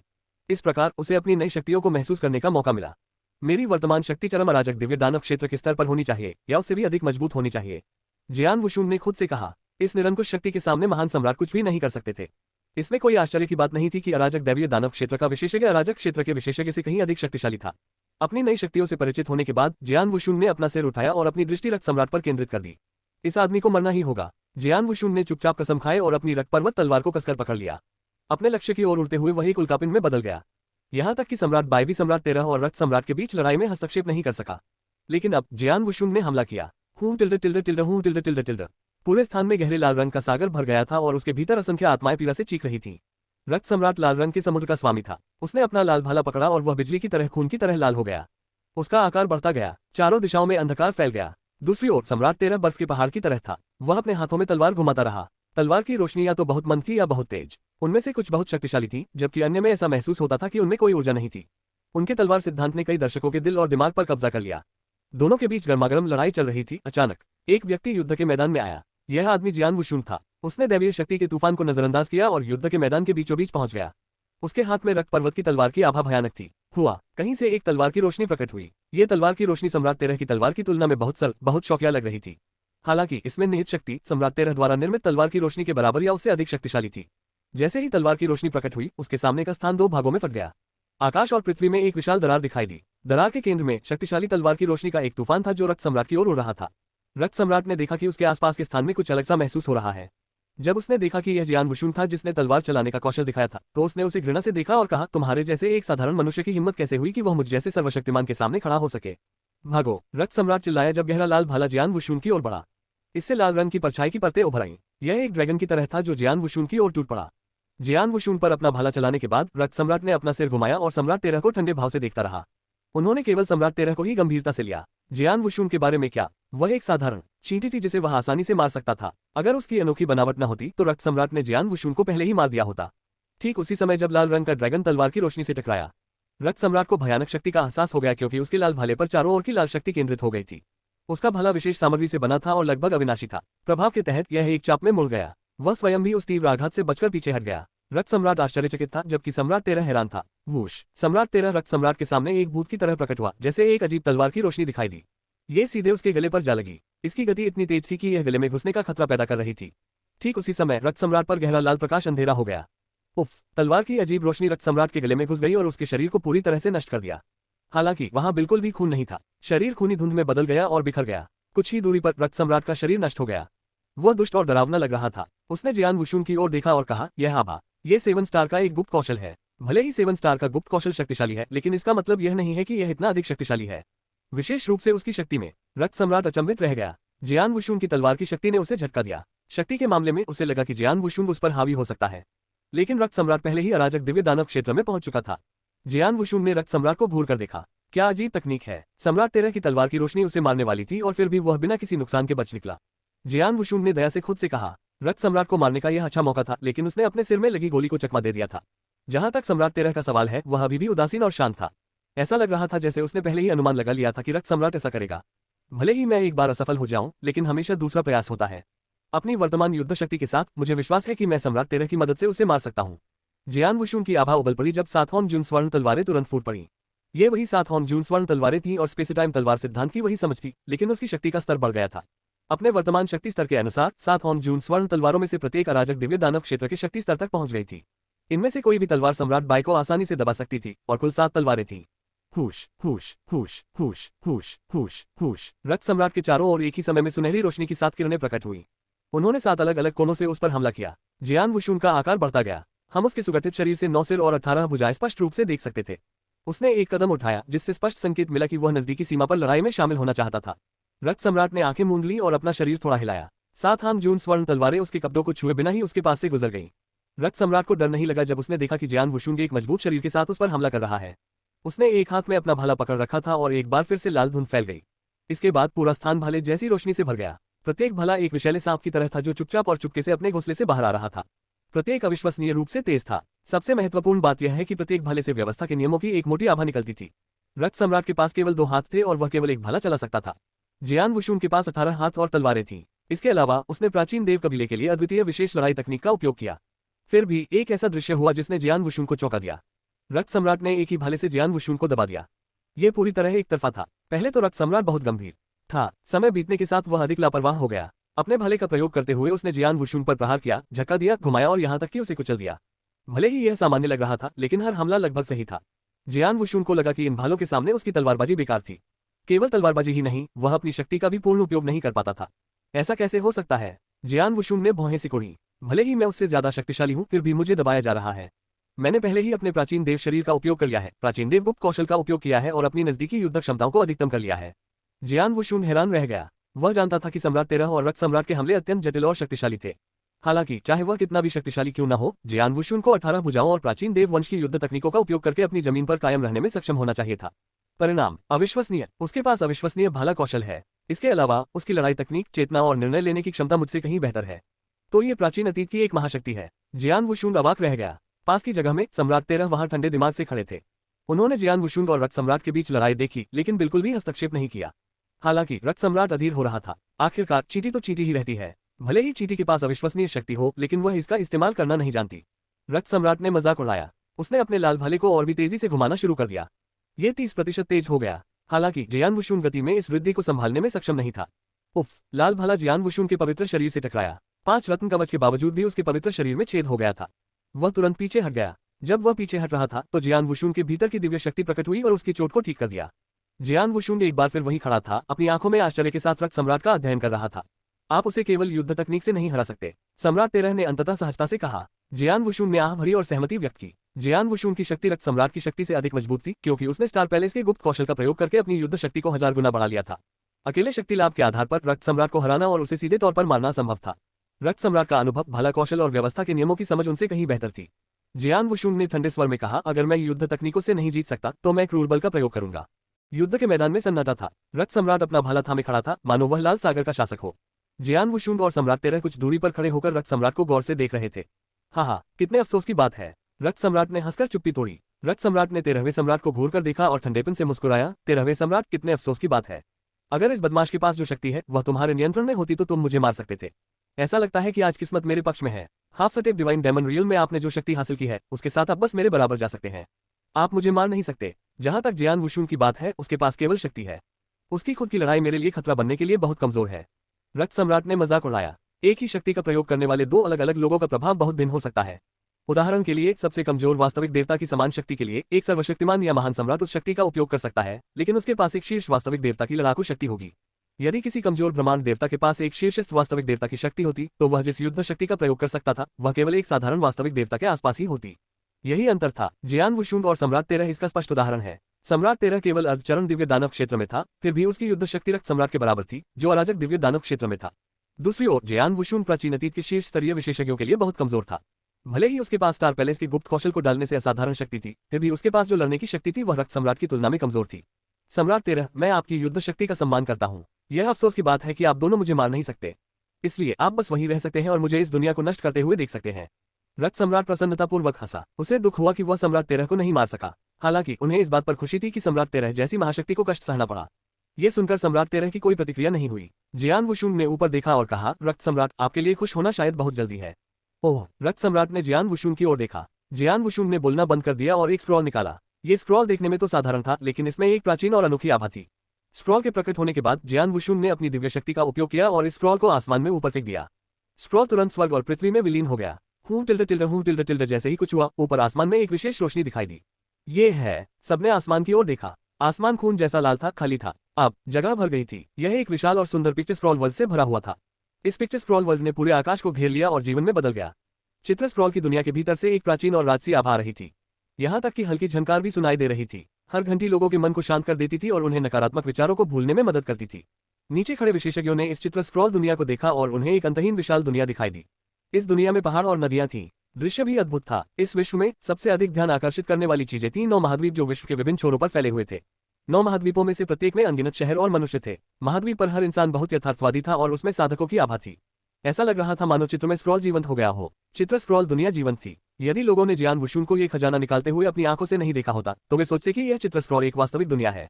मेरी शक्ति बढ़ गई है। माउंटेन रिवर मैप और भी ज्यादा वास्तविक लगता है जब मैं इसे पूरी ताकत से इस्तेमाल करता हूँ, जियान वुशुंग ने कहा। माउंटेन रिवर मैप उनके कई ट्रम्प कार्डों में से एक था। यह उसके पास सबसे मजबूत खजाना भी था। ये खजाना उसके मालिक जुवानगी से आया था। उसने पहले भी कई बार माउंटेन रिवर मैप का इस्तेमाल किया था।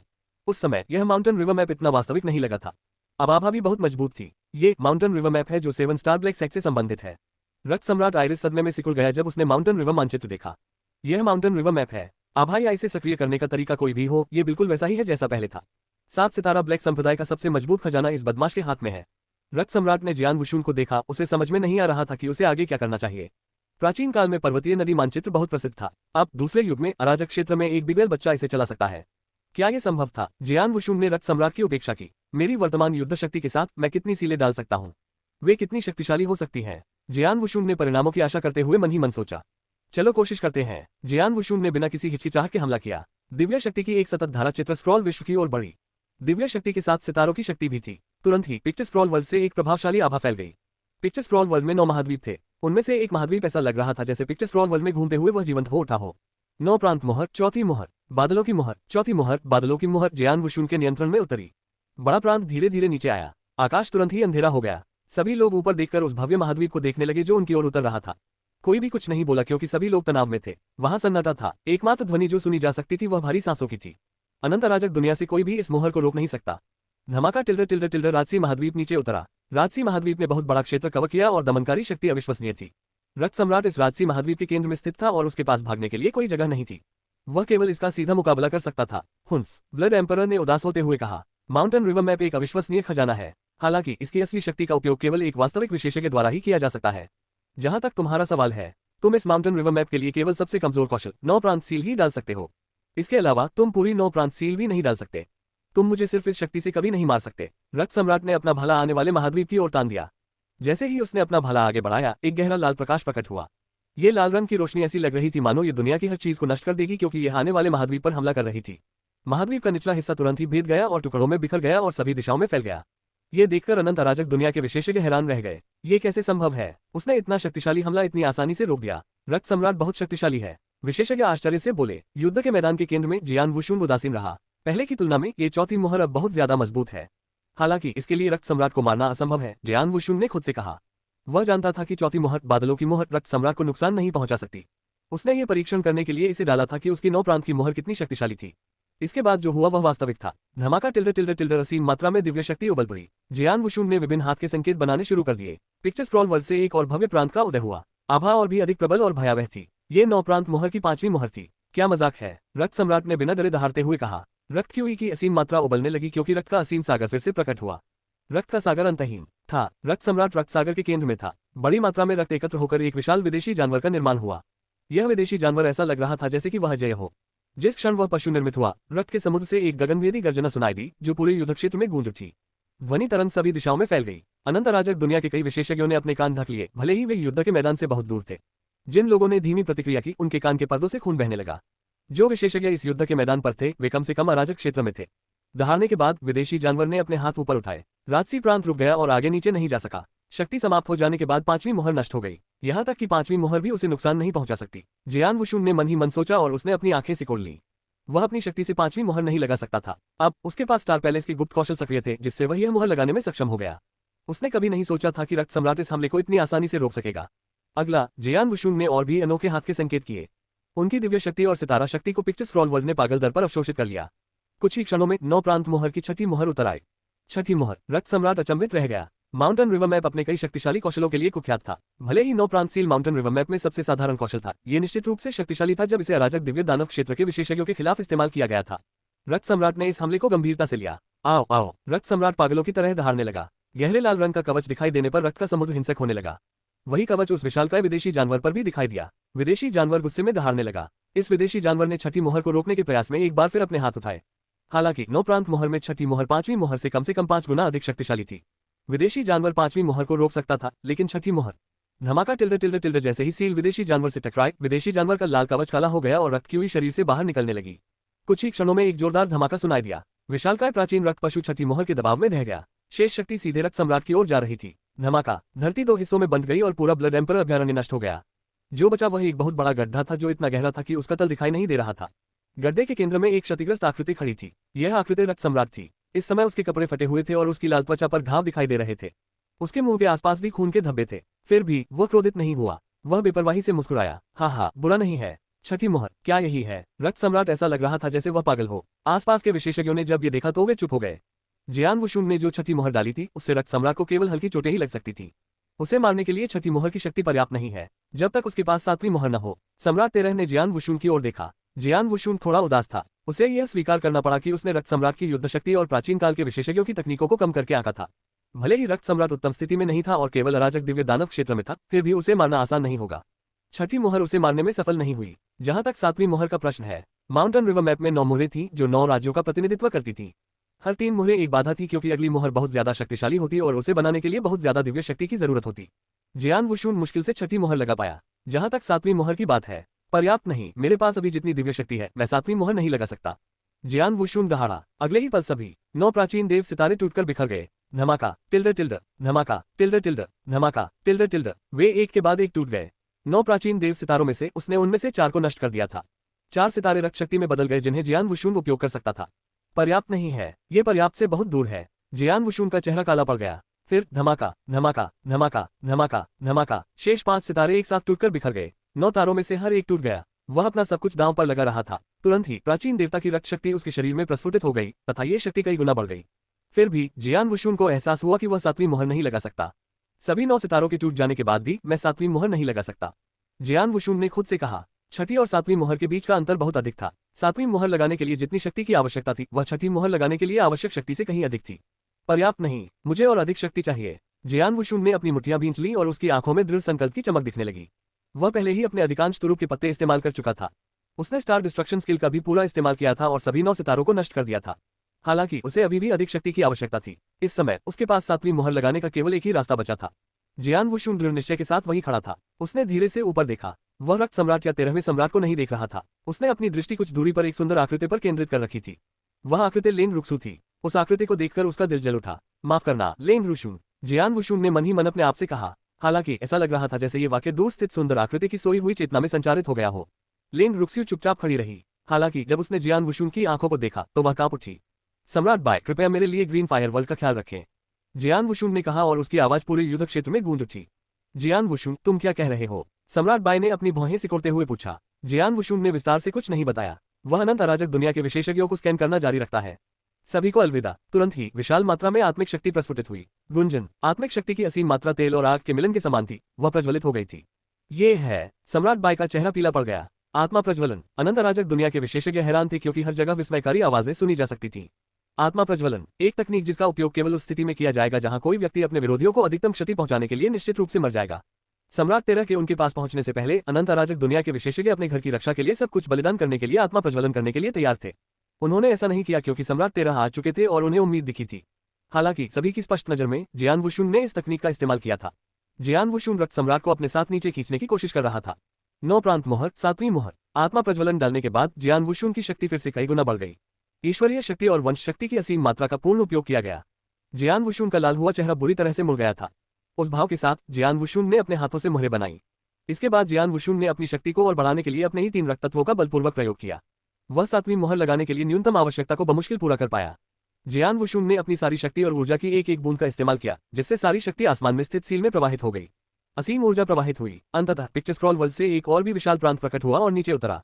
डोन डोन डोन डोन डोन डोन। प्राचीन झनकारें आकाश और पृथ्वी पर गूंजती हुई सुनी जा सकती थीं। इन झनकारों में एक विशेष जादू था क्योंकि यह सभी के मन को शांत कर देता था। इन झनकारों की उत्पत्ति बड़े प्रांत से हुई है। उसी क्षण संपूर्ण युद्ध क्षेत्र में शांति छा गई। एकदम खामोश। वहां मौजूद हर विशेषज्ञ उस विशाल और भव्य प्रांत को देखता रह गया। सबने अपनी सांस रोक ली। कोई भी एक शब्द भी नहीं बोला। ऐसा इसलिए नहीं था कि वे बोलना नहीं चाहते थे। प्रांत का दबाव इतना ज्यादा था कि कोई भी अपना मुंह नहीं खोल सकता था। इसके अलावा राजसी प्रांत ने उन्हें निशाना नहीं बनाया, फिर भी वे अविश्वसनीय दबाव में थे। ये कल्पना करना कठिन है कि जब प्रांत ने रक्त सम्राट को निशाना बनाया तो उसे कितने दबाव का सामना करना पड़ा होगा। 7वीं मोहर। सम्राट 13 ने ऊपर देखा और धीरे धीरे नीचे उतरते प्रांत को ठंडे मन से देखा। उसकी भावशून्य आंखों में आश्चर्य की झलक देखी जा सकती थी। मुझे अपनी मदद करने दें, सम्राट 13 ने कहा। उसके हाथ में तलवार चमकने लगी। यह इतना चमकीला था कि ऐसा लग रहा था जैसे कोई विशाल सूर्य हो जिसमें ऊर्जा का संकेंद्रण हो। सम्राट 13 ने अपनी तलवार घुमाई। वह बिल्कुल भी नहीं हिला। उसने अपनी तलवार रक्त सम्राट पर तान दी। तुरंत ही तलवार के सार से बना विशाल सूर्य पर पड़ा और उस स्थान पर प्रकट हुआ जहां विस्फोट होने से पहले रक्त सम्राट था। पूरा स्थान तलवार के सार के समुद्र में बदल गया। ये तलवार सार फैल गया और सभी दिशाओं से रक्त सम्राट की ओर टूट पड़ा। रक्त सम्राट को 7वीं मोहर और तलवार सार के समुद्र दोनों से दमन प्राप्त हुआ। क्या हम यही कर सकते हैं? सम्राट 13 ने आंखें मूंद ली। रक्त सम्राट ने सम्राट 13 को ठंडे अंदाज में देखा। सम्राट 13, अगर मैं गलत नहीं हूं तो यह आपकी 3 सबसे मजबूत तलवार कौशल में से एक होनी चाहिए। तलवारों की दुनिया। यह अफसोस की बात है कि आप आधे चरण वाले दिव्य दानव क्षेत्र के दायरे में हैं और इस तलवार की शक्ति इतनी सीमित है। प्राचीन काल में रक्त सम्राट शीर्ष स्तरीय विशेषज्ञों में से एक था। भले ही उसकी तुलना सम्राट 13 जैसे व्यक्ति से नहीं की जा सकती थी, फिर भी उसने सम्राट 13 की तकनीकों के बारे में सुना था। सम्राट 13 ने 3 सबसे मजबूत तलवार कौशल बनाए थे। तलवारों की दुनिया उनमें से सबसे कमजोर थी। यहाँ तक कि प्राचीन काल में ये सबसे कमजोर तलवार कौशल भी उसे गंभीर रूप से घायल कर सकता था या यहाँ तक कि मार भी सकता था। तलवार की पौराणिक दुनिया में सब कुछ था, तलवारों से बने पहाड़, समुद्र और जंगल। हालांकि सम्राट 13 ने जो तलवारों की दुनिया बनाई थी उससे तलवारों का एक अधूरा समुद्र ही बना था। हाँ, रक्त सम्राट पागलों की तरह हंसा। माउंटेन रिवर मैप, 9 प्रांतों की 7वीं मोहर और तलवार की दुनिया। हाँ, आओ, मुझे डर क्यों लगेगा? रक्त सम्राट ऐसा लग रहा था जैसे वह 7वीं मोहर के दबाव और चारों ओर तलवारों के समुद्र के कारण पागल हो गया हो। रक्त सम्राट को लगा कि 7वीं मोहर द्वारा निशाना बनाए जाने पर उसका जीवन खतरे में था। ऐसा लग रहा था मानो अगले ही पल वह 7वीं मोहर द्वारा कुचलकर नष्ट कर दिया जाएगा। हालांकि रक्त सम्राट बिल्कुल भी नहीं डरा। वह रक्त वंश का सम्राट था और प्राचीन काल में शीर्ष स्तर के विशेषज्ञों में से एक था। वह प्राचीन अतीत की महान लड़ाई से गुजरा था और बच गया था। उस लड़ाई से ज्यादा खतरनाक और भयानक क्या हो सकता है? वर्जित गुप्त कौशल, रक्त स्लैश। पहला स्लैश। रक्त सम्राट की आवाज गूंज उठी। उसके चारों ओर की दिव्य शक्ति उबलने और दहाड़ने लगी। रक्त सम्राट कांप उठा और उसका चेहरा पीला पड़ गया। दूसरा स्लैश। उसकी आवाज फिर से सुनी जा सकती थी क्योंकि आसपास का गहरा लाल सागर 2 भागों में बंट गया था। गहरे लाल रंग के समुद्र के नीचे की आत्माएं और कंकाल बिखर गए। रक्त सम्राट को ऐसा महसूस हुआ कि उसके गले में कुछ अटक गया है और फिर उसके मुंह से खून निकलने लगा। तीसरा स्लैश। धमाका, टिल्डर टिल्डर टिल्डर। स्वर्ग और पृथ्वी एक सेकंड के लिए थम गए। रक्त सम्राट खून से लथपथ था। उसकी सेना का एक हिस्सा फट गया और खून की धुंध में बदल गया। रक्त कबीले, वर्जित गुप्त कौशल। सम्राट 13 की पुतलियां सदमे से सिकुड़ गईं। यद्यपि रक्त सम्राट ऐसा लग रहा था कि वह गंभीर रूप से घायल हो गया है, सम्राट 13 को स्पष्ट रूप से पता था कि वह घायल नहीं है। रक्त सम्राट उस स्थिति में था क्योंकि उसे वर्जित गुप्त कौशल को डालने के लिए कीमत चुकानी पड़ी थी। यद्यपि लागत बहुत अधिक थी, फिर भी रक्त सम्राट और भी अधिक शक्तिशाली हो गया था। रक्त गठन का विरोध रूप। वर्जित गुप्त कौशल के प्रभाव में रक्त सम्राट, जो दिव्य दानव क्षेत्र में था, और भी अधिक शक्तिशाली हो गया था। उसकी भयावह आभा दोगुनी शक्तिशाली हो गई थी। विरोधी रक्त संरचना जिसने पूरे 3 सम्राटों की दुनिया को घेर लिया था, दौड़ने लगी। रक्त सम्राट के सामने असीमित मात्रा में रक्त की एकत्रित हो गई और एक लाल रंग की ढाल बन गई। ये ढाल ऐसी लग रही थी मानो इसे नष्ट नहीं किया जा सकता। हाँ, आओ। रक्त सम्राट पागलों की तरह हंसा। वह बड़ी ढाल के पीछे खड़ा था, तभी एक विशालकाय लाल रंग का विदेशी जानवर उठकर दहाड़ने लगा। ऊपर हवा में 7वीं मोहर से बना प्रांत अविश्वसनीय शक्ति के साथ नीचे आया। वह गहरे लाल रंग की ढाल से टकराया। धमाका टिल्डर टिल्डर टिल्डर सभी दिशाओं में भारी मात्रा में गति फैल गई। 7वीं मोहर। जियान वुशुन ने अपना सब कुछ झोंक दिया, 9 प्राचीन देव सितारों को चूर चूर कर दिया और यहाँ तक कि इस एक हमले पर दांव लगाने के लिए आत्मा प्रज्वलन भी किया। ये जियान वुशुन का अंतिम हमला था। इस हमले के बाद उसकी निश्चित ही मृत्यु हो जाएगी। रक्त सम्राट ने 7वीं मोहर से बचाव के लिए वर्जित गुप्त कौशल का प्रयोग करके भारी कीमत चुकाई थी। वह जानता था कि यह जियान वुशुन का आखिरी हमला था। जियान वुशुन के लिए उसे मारने का यह आखिरी मौका था। जब तक रक्त सम्राट हमले से बच जाता, वह विरोधी रक्त संरचना की मदद से अपने चरम पर वापस लौट सकता था। उसने जो योजना बहुत समय से बनाई थी, वह अब पूरी हो सकती है। उसे कोई नहीं रोक सकता। उसे मरना ही होगा। जियान वुशुन बहुत पहले ही पागल हो गया था। जैसे जैसे आत्मा प्रज्वलन जारी रहा, उसकी चेतना धीरे धीरे फीकी पड़ने लगी और वह एक पागल दानव में बदल गया। अंततः उसकी मृत्यु हो गई क्योंकि उसकी सारी जीवित ऊर्जा चूस ली गई थी। उसने स्वयं से कहा कि उसका एक मिशन है और उसे मरने से पहले उसे पूरा करना है। वह रक्त सम्राट को मारना था। शाश्वत अराजक विश्व तभी सुरक्षित रहेगा जब वह मर जाएगा। वह उसका गृहनगर था। उसके दोस्त और परिवार वहां थे। वह सफल होने का जोखिम नहीं उठा सकता था। मैंने इतने सालों तक सावधानीपूर्वक योजना बनाई और आखिरकार आज मैं यहाँ तक पहुंच गया हूँ। मैं एक अराजक दायरे के बदमाश से कैसे हार सकता हूँ? नहीं, ऐसा नहीं होगा। ऐसा नहीं हो सकता। मैं नहीं मरूंगा। ब्लड एम्परर भी उतना ही पागल था। जियान वुशुन के पास रक्त सम्राट को मारने का अपना कारण था। रक्त सम्राट के पास भी जीने के अपने कारण थे। दोनों में आमने सामने की लड़ाई हुई। कौन जिएगा, कौन मरेगा, या फिर दोनों मर जाएंगे? अनंत अराजक दुनिया के विशेषज्ञों ने अपनी सांस रोक ली जब उन्होंने ये दृश्य अपनी आंखों के सामने घटित होते देखा। उन्होंने देखा कि राजसी प्रांत लाल रंग की ढाल से टकरा रहा है। ये दो भयानक और विनाशकारी ताकतें एक दूसरे के खिलाफ लड़ रही थीं। उस क्षण सभी ने अपनी मुट्ठी कस ली। उसे मार डालो, उसे मरना ही होगा। तलवार सम्राट, हमारा भाग्य आपके हाथों में है। तलवार सम्राट ने हमें कभी निराश नहीं किया। इस बार भी वह हमें निराश नहीं करेगा। ये विचार विशेषज्ञों के मन में चीख रहे थे। वे जानते थे कि जियान वुशुन ही उनकी आखिरी उम्मीद थी। ये हमला जियान वुशुन का अंतिम प्रयास था। यदि रक्त सम्राट इस हमले से बच गया तो अनंत अराजक दुनिया खत्म हो जाएगी। युद्ध के मैदान के मध्य में दो भयानक सेनाएं अभी भी युद्ध कर रही थीं। टकराव के दौरान दोनों सेनाओं की शक्ति कमजोर हो गई। 1 सेकंड, 2 सेकंड, 3 सेकंड, ये टक्कर 5 सेकंड तक चली। अंततः क्रैक, एक हल्की सी आवाज सुनाई दी। अनंत अराजक दुनिया के विशेषज्ञों की आंखें खुशी से चमक उठी। उन्होंने देखा कि अविनाशी लाल लाल रंग की ढाल पर दरारें बन रही हैं। अंततः गहरे लाल रंग की ढाल धमाके के साथ टूट गई। रक्त सम्राट ने विरोधी रक्त संरचना का उपयोग करके जो गहरा लाल रंग का कवच बनाया था, वह गायब हो गया था। टूट गया। लाल रंग की ढाल टूट गई। तलवार सम्राट प्रतिद्वंद्वी की सबसे मजबूत रक्षा कौशल को तोड़ने में कामयाब रहा। क्या वह सफल होगा? अनंत अराजक दुनिया के विशेषज्ञ उत्साहित थे। नहीं, यह इतना आसान नहीं है। भले ही यह हमला बेहद शक्तिशाली है, लेकिन 70% से ज्यादा शक्ति का इस्तेमाल लाल रंग की ढाल को तोड़ने में किया गया। रक्त सम्राट शेष शक्ति के खिलाफ बचाव करने में सक्षम हो सकता है। वह गंभीर रूप से घायल हो सकता है, लेकिन मारा नहीं जा सकता। सम्राट बाई ने कहा। क्या? आसपास बैठे विशेषज्ञों के चेहरे पीले पड़ गए। क्रिम्सन शील्ड को नष्ट करने के बाद भी रक्त सम्राट इस हमले से बच सकता है। अरे नहीं, इसमें अभी भी कुछ शक्ति की कमी है। सम्राट तेरह ने भी भौहें सिकुड़ी। युद्ध के मैदान के केंद्र में 7वीं मोहर रक्त सम्राट पर उतरती रही। रक्त सम्राट से रक्त की का विस्फोट जारी रहा, जबकि प्राचीन रक्त जानवर क्रोध में दहाड़ रहा था। रक्त सम्राट हंसा। आओ देखते हैं कि क्या 7वीं मोहर की बची हुई शक्ति आज मुझे मार सकती है। अगर मैं बच गया तो तुम सब मर जाओगे। हा टिल्डर टिल्डर टिल्डर, उसकी पागल हंसी पूरे युद्ध क्षेत्र में गूंज उठी। विशाल प्राचीन रक्तपिंड ने अपने हाथ ऊपर उठाए और उतरते हुए प्रांत को कसकर पकड़ लिया। प्राचीन रक्त जानवर के प्रतिरोध के कारण राजसी प्रांत का पतन बहुत धीरे धीरे हुआ। पूरी प्रक्रिया के दौरान इसकी शक्ति लगातार कमजोर होती गई। अगर यह जारी रहा तो सील प्राचीन रक्त जानवर को नष्ट करने के बाद रक्त सम्राट को नहीं मार पाएगी। तलवार सम्राट ने अपना सब कुछ दे दिया और यहाँ तक कि आत्मा प्रज्वलन भी किया, फिर भी वह रक्त सम्राट को मारने में असफल रहा। क्या शाश्वत अराजक दुनिया खत्म हो गई है? ऐसा लगता है कि भाग्य ने तय कर दिया है कि शाश्वत अराजक दुनिया को आज नष्ट कर देना चाहिए। शाश्वत अराजक दुनिया के विशेषज्ञों की ओर से कड़वाहट की चीखें सुनी जा सकती थी।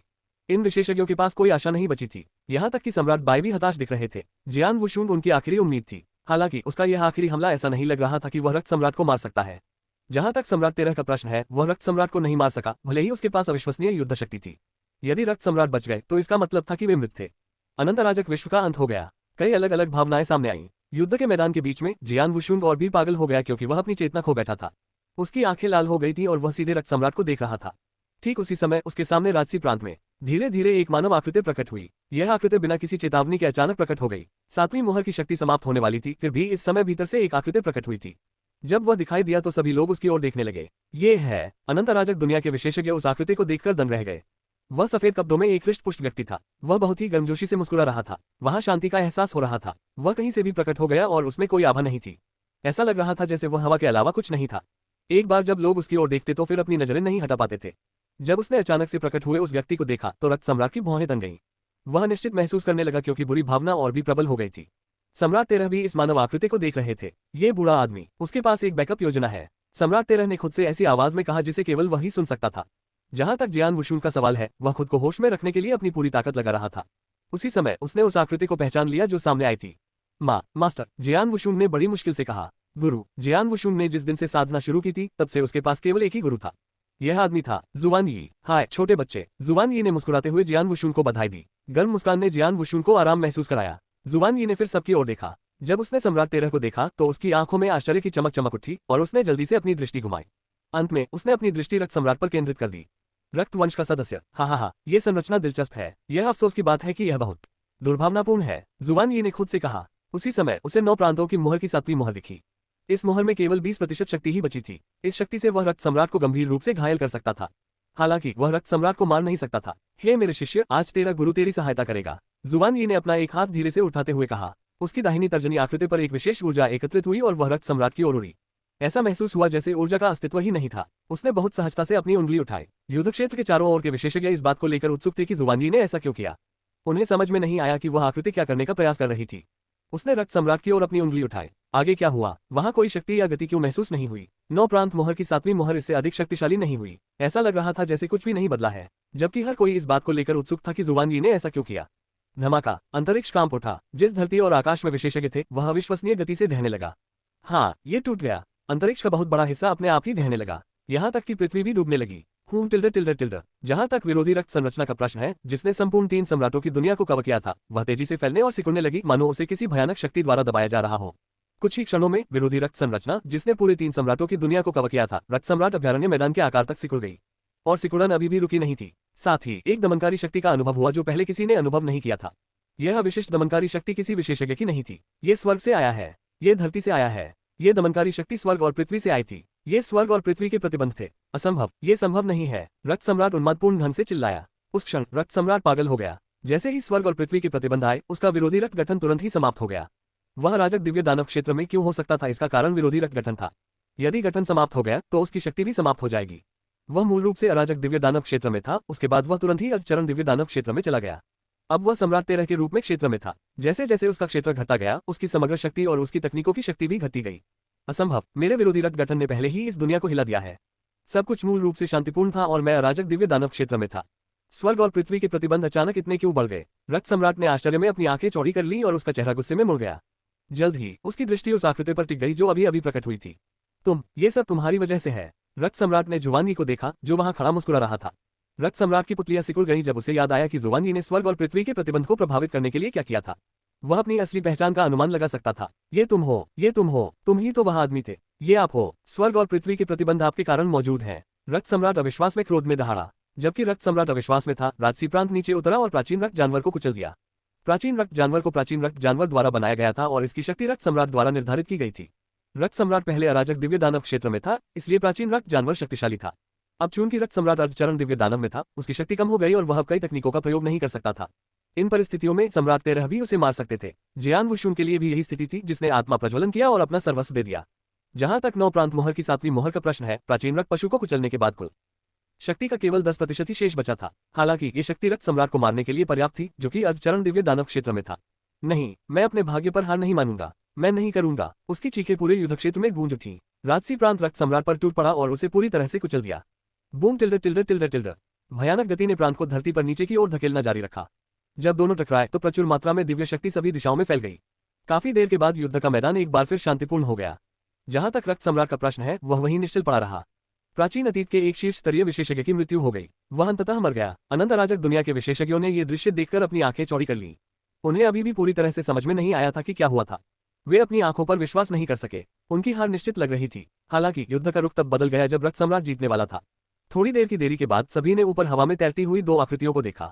ये 2 शख्सियतें थी, जियान वुशुन और जुआन यी। 9 प्रांत की 7वीं मोहर के नष्ट हो जाने के बाद उन्हें एहसास हुआ कि जुआन यी केवल एक धुंधली मृगतृष्णा थी।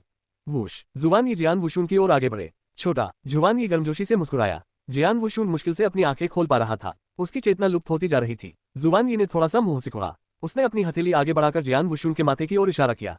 जियान वुशुन के मस्तिष्क में एक अनोखी ऊर्जा प्रवाहित हुई। तुरंत ही जियान वुशुन की बची हुई आत्मिक शक्ति इस अनोखी ऊर्जा के प्रभाव में जलना बंद हो गई। उसकी आत्मिक अग्नि बुझ गई और उसकी आत्मिक शक्ति का एक बहुत छोटा हिस्सा ही बचा। ये देखकर जुआन यी ने राहत की सांस ली। छोटे, तुम बहुत थक गए हो। अच्छी तरह सो जाओ, जुआन यी ने धीरे से कहा। जियान वुशुन हल्का सा मुस्कुराया, मानो उसने अपने मालिक की बातें सुन ली हो। यह एक शांतिपूर्ण और राहत भरी मुस्कान थी। गुंजन, जियान वुशुन पीछे की ओर गिर गया। जुआन यी ने अपना हाथ हिलाया, तभी एक अज्ञात शक्ति ने जियान वुशुन को सम्राट बाई की ओर निर्देशित किया। सम्राट बाई ने जियान वुशुन को पकड़ लिया और जुआन यी को अर्थपूर्ण नजर से देखा। जुआन यी ने सम्राट बाई को देखकर मुस्कुराया और खुद से कहा, समय अभी सही नहीं है, अभी निर्णायक क्षण तक पहुंचना बाकी है। सौभाग्य से मैंने जितनी शक्ति का उपयोग किया है वह कम है। अगर नहीं। जैसे ही उसका शरीर पारदर्शी हो गया, उसने अपना सिर हिलाया। अंततः ये दृष्टि से ओझल हो गया। ये देखकर आसपास के विशेषज्ञ असमंजस में पड़ गए। वे नहीं जानते थे कि जुआन यी कौन था, वह कैसे प्रकट हुआ और अचानक क्यों गायब हो गया। उनका प्रकट होना और गायब होना दोनों ही बिना किसी चेतावनी के थे। शाश्वत अराजक दुनिया के विशेषज्ञों की नजर में जुआन यी एक पूर्ण रहस्य था।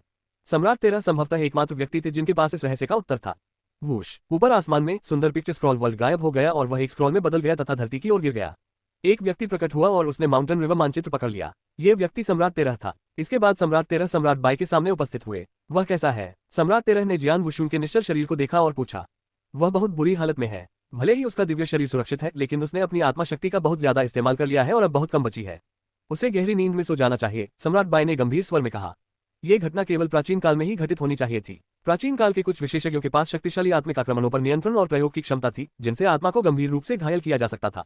यदि आत्मा किसी सीमा तक घायल हो जाए तो वह गहरी नींद में चली जाएगी।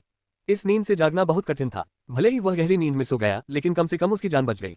ये सब उस आदमी की बदौलत है जिसने अभी अभी आत्मा प्रज्वलन को रोकने में मदद की।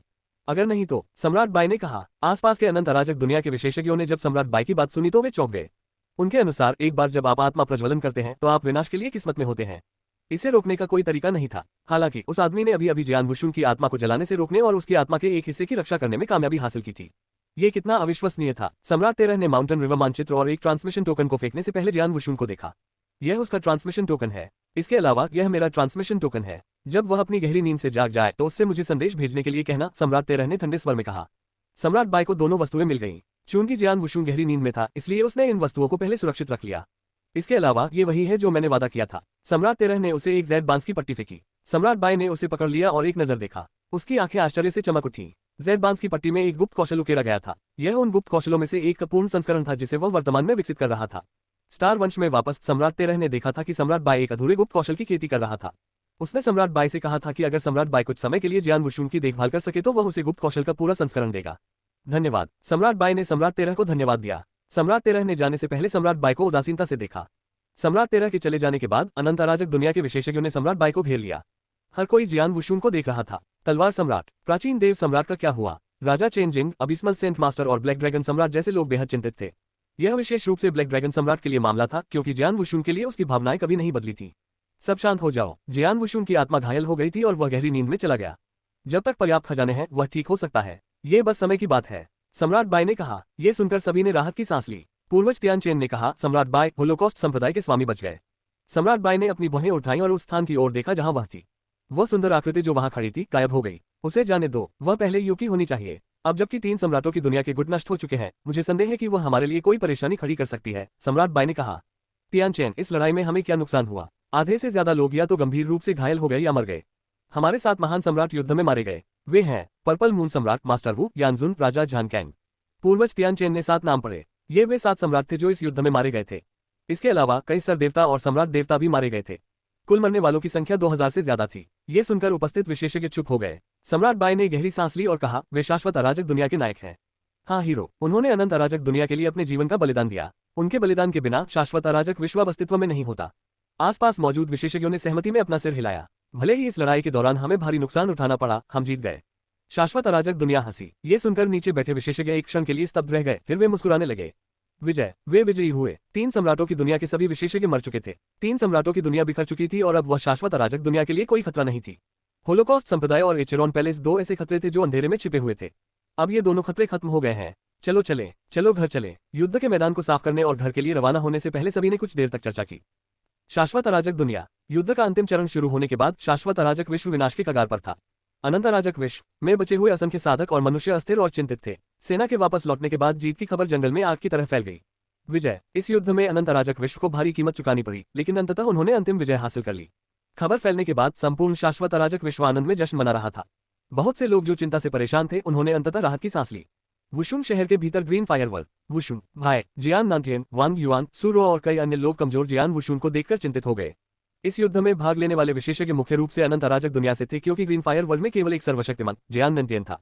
वह ग्रीन फायर वर्ल्ड के लिए बहुत महत्वपूर्ण था और उसने इस युद्ध में भाग नहीं लिया।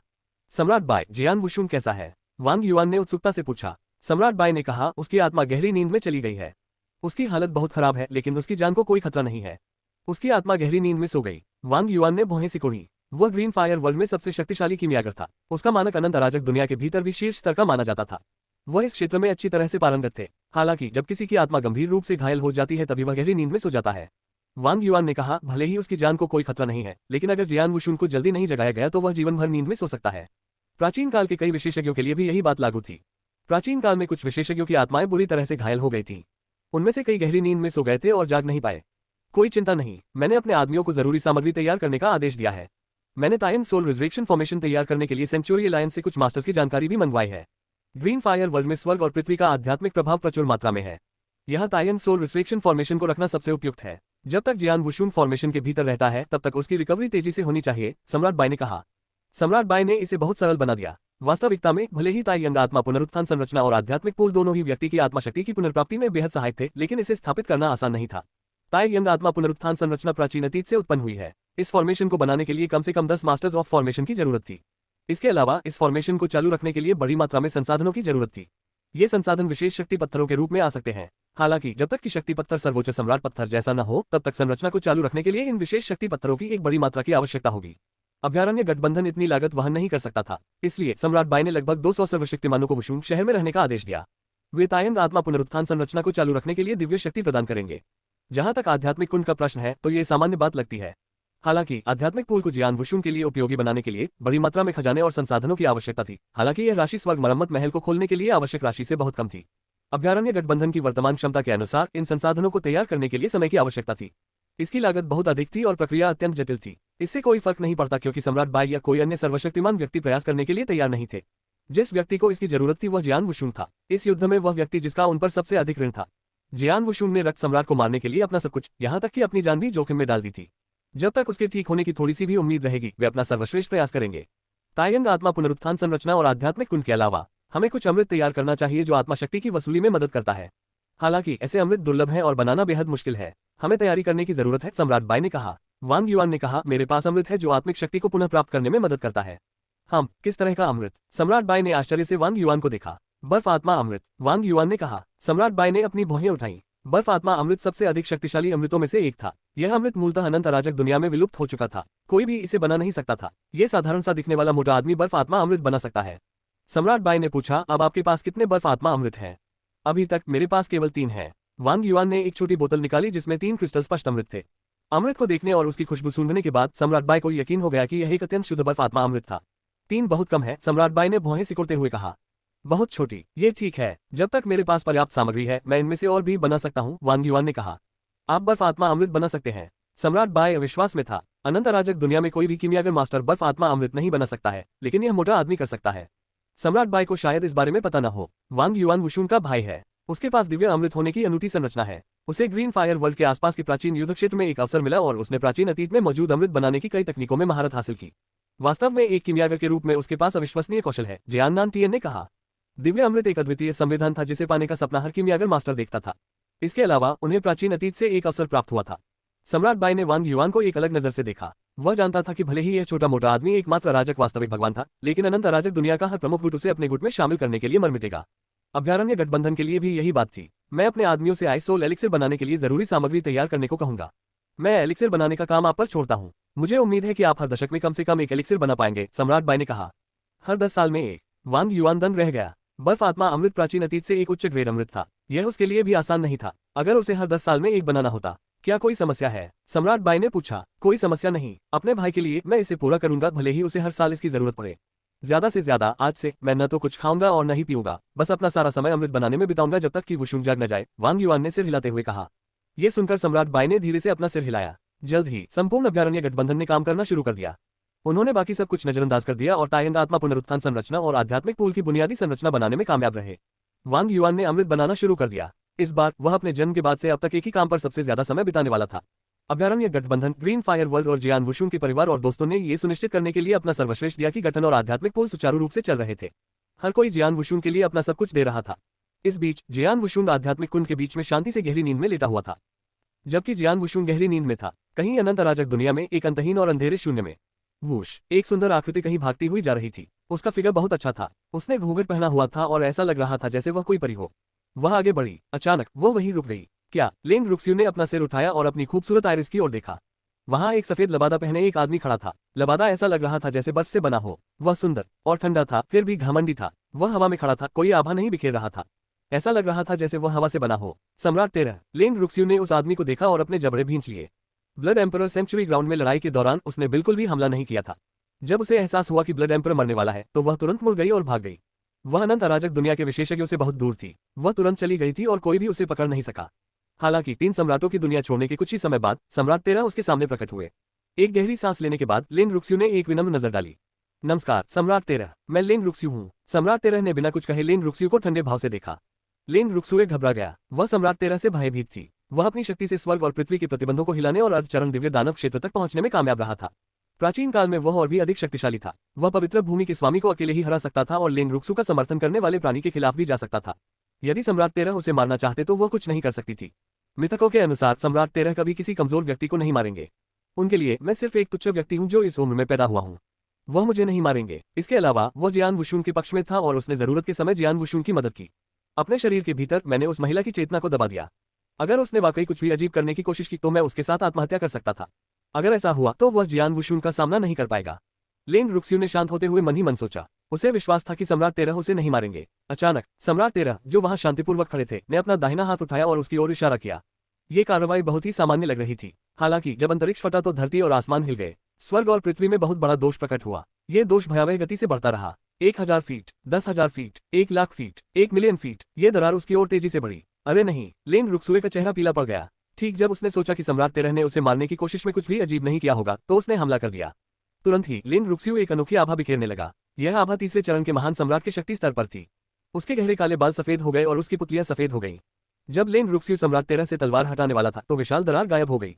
भयानक तलवार का सार नष्ट हो गया। संपूर्ण स्थान शांतिपूर्ण था, सिवाय उस विनाशकारी आभा के जो वह उत्सर्जित कर रही थी।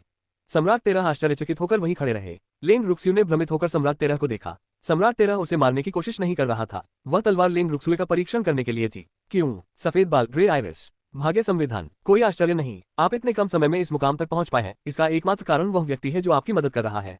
लेन रुक्स्यू ने भौहें सिकोड़ी। वह जानती थी कि सम्राट 13 किसकी बात कर रहे थे। उसका अनोखा संविधान केवल उस प्राणी से जुड़ा हुआ था। ये देखकर कि लेन रुक्स्यू ने बचाव में कुछ नहीं कहा, सम्राट 13 ने एक बार फिर कहा, अपने पीछे वाले व्यक्ति से यह कहो, वह उन चीजों पर बहुत ज्यादा नियंत्रण रखती है जो उसे नहीं रखना चाहिए।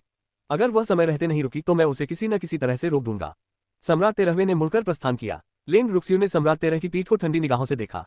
कुछ दिनों बाद लेन रुक्स्यू एक अनोखी रहस्यमय भूमि पर पहुंच गया। सेंचुरी एलायंस को इस बात का कोई अंदाजा नहीं था कि होलोकॉस्ट संप्रदाय का इस रहस्यमय भूमि पर पूर्ण नियंत्रण है। रहस्यमय भूमि की गहराई में एक भव्य वेदी थी। लेन रुक्स्यू ने अपनी तर्जनी उंगली से रक्त का सार निचोड़ा और वह वेदी पर गुप्त प्रतिबंधों पर टपकने लगा। पूरी वेदी दौड़ने लगी। कुछ ही क्षणों में इस वेदी पर एक धुंधली आकृति दिखाई दी। ये धुंधली आकृति 2 मीटर से ज्यादा लंबी थी और उसके चेहरे के भाव साफ नहीं दिख रहे थे। देखने से लग रहा था कि यह आकृति किसी खूबसूरत महिला की है। मास्टर, लेन रुक्स्यू ने आकृति को सलाम करते हुए कहा। रक्त सम्राट असफल हो गया। एक नर्म और सुंदर आवाज सुनाई दी। हाँ, लेन रुक्स्यू ने अपना सिर हल्के से हिलाया। हाँ, यह मेरी भविष्यवाणियों के भीतर है। वह बेवकूफ, क्या वह वास्तव में सोचता है कि एक संरचना यहाँ स्वर्ग और पृथ्वी के प्रतिबंधों को हिला सकती है? क्या मजाक है? क्या उसने कभी सोचा है कि स्वर्ग और पृथ्वी के प्रतिबंध किसने बनाए हैं? पवित्र भूमि के अन्य 2 स्वामी भी अपनी पूरी ताकत से ऐसा नहीं कर सकते।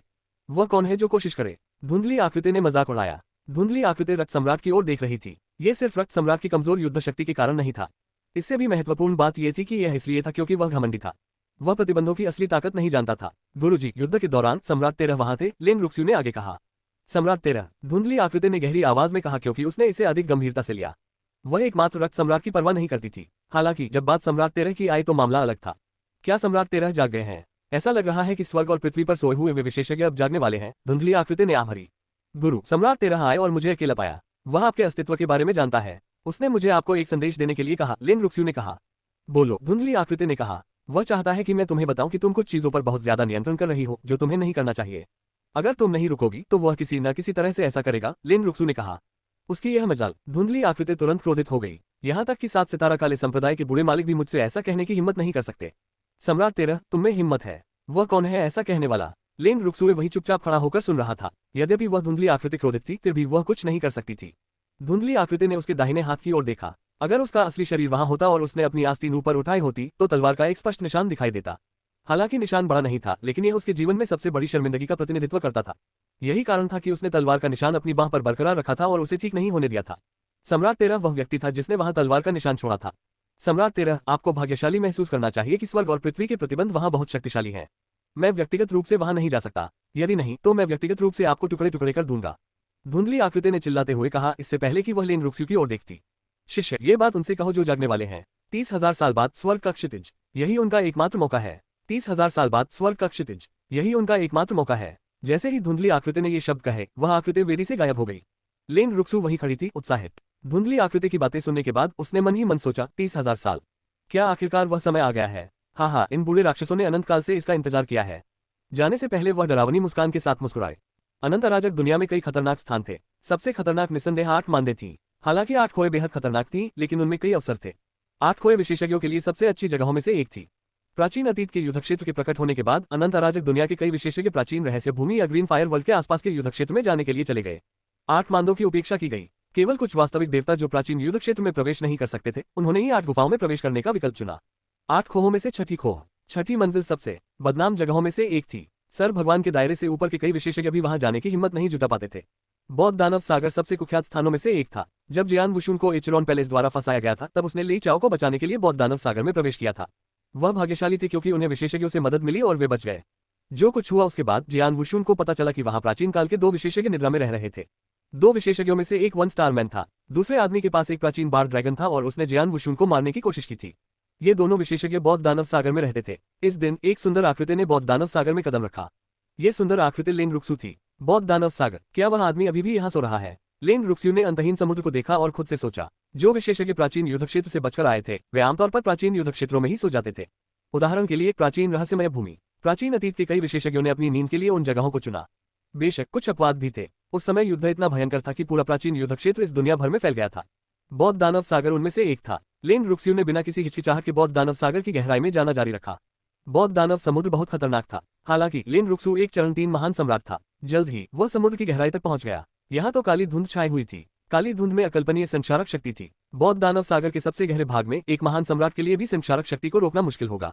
लेन रुक्सू वहीं तैरता रहा, बिना हिले डुले। ठीक उसी समय नीचे समुद्र में एक बड़ी लहर उठी और एक काली आकृति ऊपर उठी और लेन रुक्सू के पीछे दिखाई दी। ये काली आकृति एक प्राचीन बार ड्रैगन थी। उसका पूरा शरीर काले तराजू से ढका हुआ था जो मौत का संकेत दे रहा था। इसका मुंह खुल गया और इसने अपने 2 तीखे दांतों से लेन रुक्सू को काट लिया। लेन रुक्सू वहीं खड़ी रही। उसने देखा कि प्राचीन बार ड्रैगन उस पर हमला कर रहा था, लेकिन उसने हमले से बचने या खुद को बचाने की जहमत नहीं उठाई। ठीक जब लेन रुक्सू को प्राचीन बार ड्रैगन द्वारा काटा जाने वाला था, तो वह चिल्लाए, बूढ़े राक्षस ड्रैगन, क्या तुम हमेशा के लिए बौद्ध दानव सागर में फंसे रहना चाहते हो? उसकी आवाज ने पूरे बौद्ध दानव सागर को भर दिया। प्राचीन बार ड्रैगन वहीं रुक गया। ड्रैगन के दांत लेन रुक्सू को छूने ही वाले थे, लेकिन वह रुक गया और 1 इंच भी आगे बढ़ने की हिम्मत नहीं जुटा पाया। लेन रुक्सू ने धीरे से मुड़कर प्राचीन बार ड्रैगन को ठंडे मन से देखा।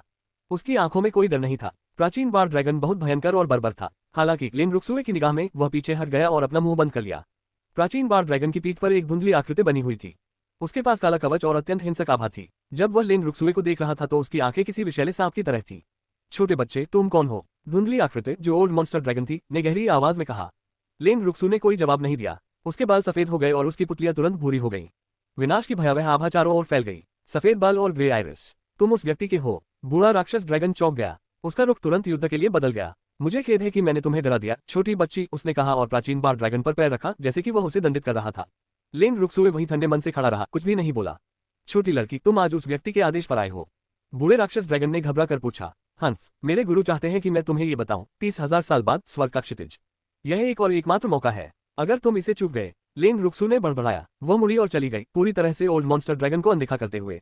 विशाल सागर पर प्राचीन बार ड्रैगन वहां तैरते हैं। बूढ़ा राक्षस ड्रैगन अपने ड्रैगन पर खड़ा था, स्तब्ध। वह पूरी तरह से स्तब्ध रह गया। जल्दी वह अपना संयम पुनः प्राप्त कर लिया। हा, टिल्डर टिल्डर टिल्डर, आखिरकार, कितना समय हो गया है? मैं आखिरकार इस भयानक जगह को छोड़ सकता हूँ। 30,000 साल, पिछले 30,000 साल। उसकी पागल हंसी मानो इतने सालों की उसकी बेबसी को भुला रही थी। उसकी हंसी में कुछ उदासी भी थी और उसकी हंसी विशाल सागर में गूंज रही थी। हालांकि बौद्ध दानव सागर में 1 से अधिक व्यक्ति ऐसे थे जो नींद में थे। 1 स्टार मैन भी वहां मौजूद था। जब लेन रुक्सू वहां दिखाई दी तो 1 स्टार मैन को उसकी उपस्थिति का एहसास हुआ। जब ओल्ड मॉन्स्टर ड्रैगन हंसा तो 1 स्टार मैन के चेहरे पर उलझन भरी मुस्कान आ गई। 30,000 साल, वे बूढ़े लोग जो नींद में हैं, वे बहुत उत्साहित होंगे। लगता है अब समय आ गया है कि मैं यहाँ से निकल जाऊं और कुछ धूप देखूं। युद्ध समाप्त होने के बाद शाश्वत अराजक विश्व में शीघ्र ही शांति लौट आए।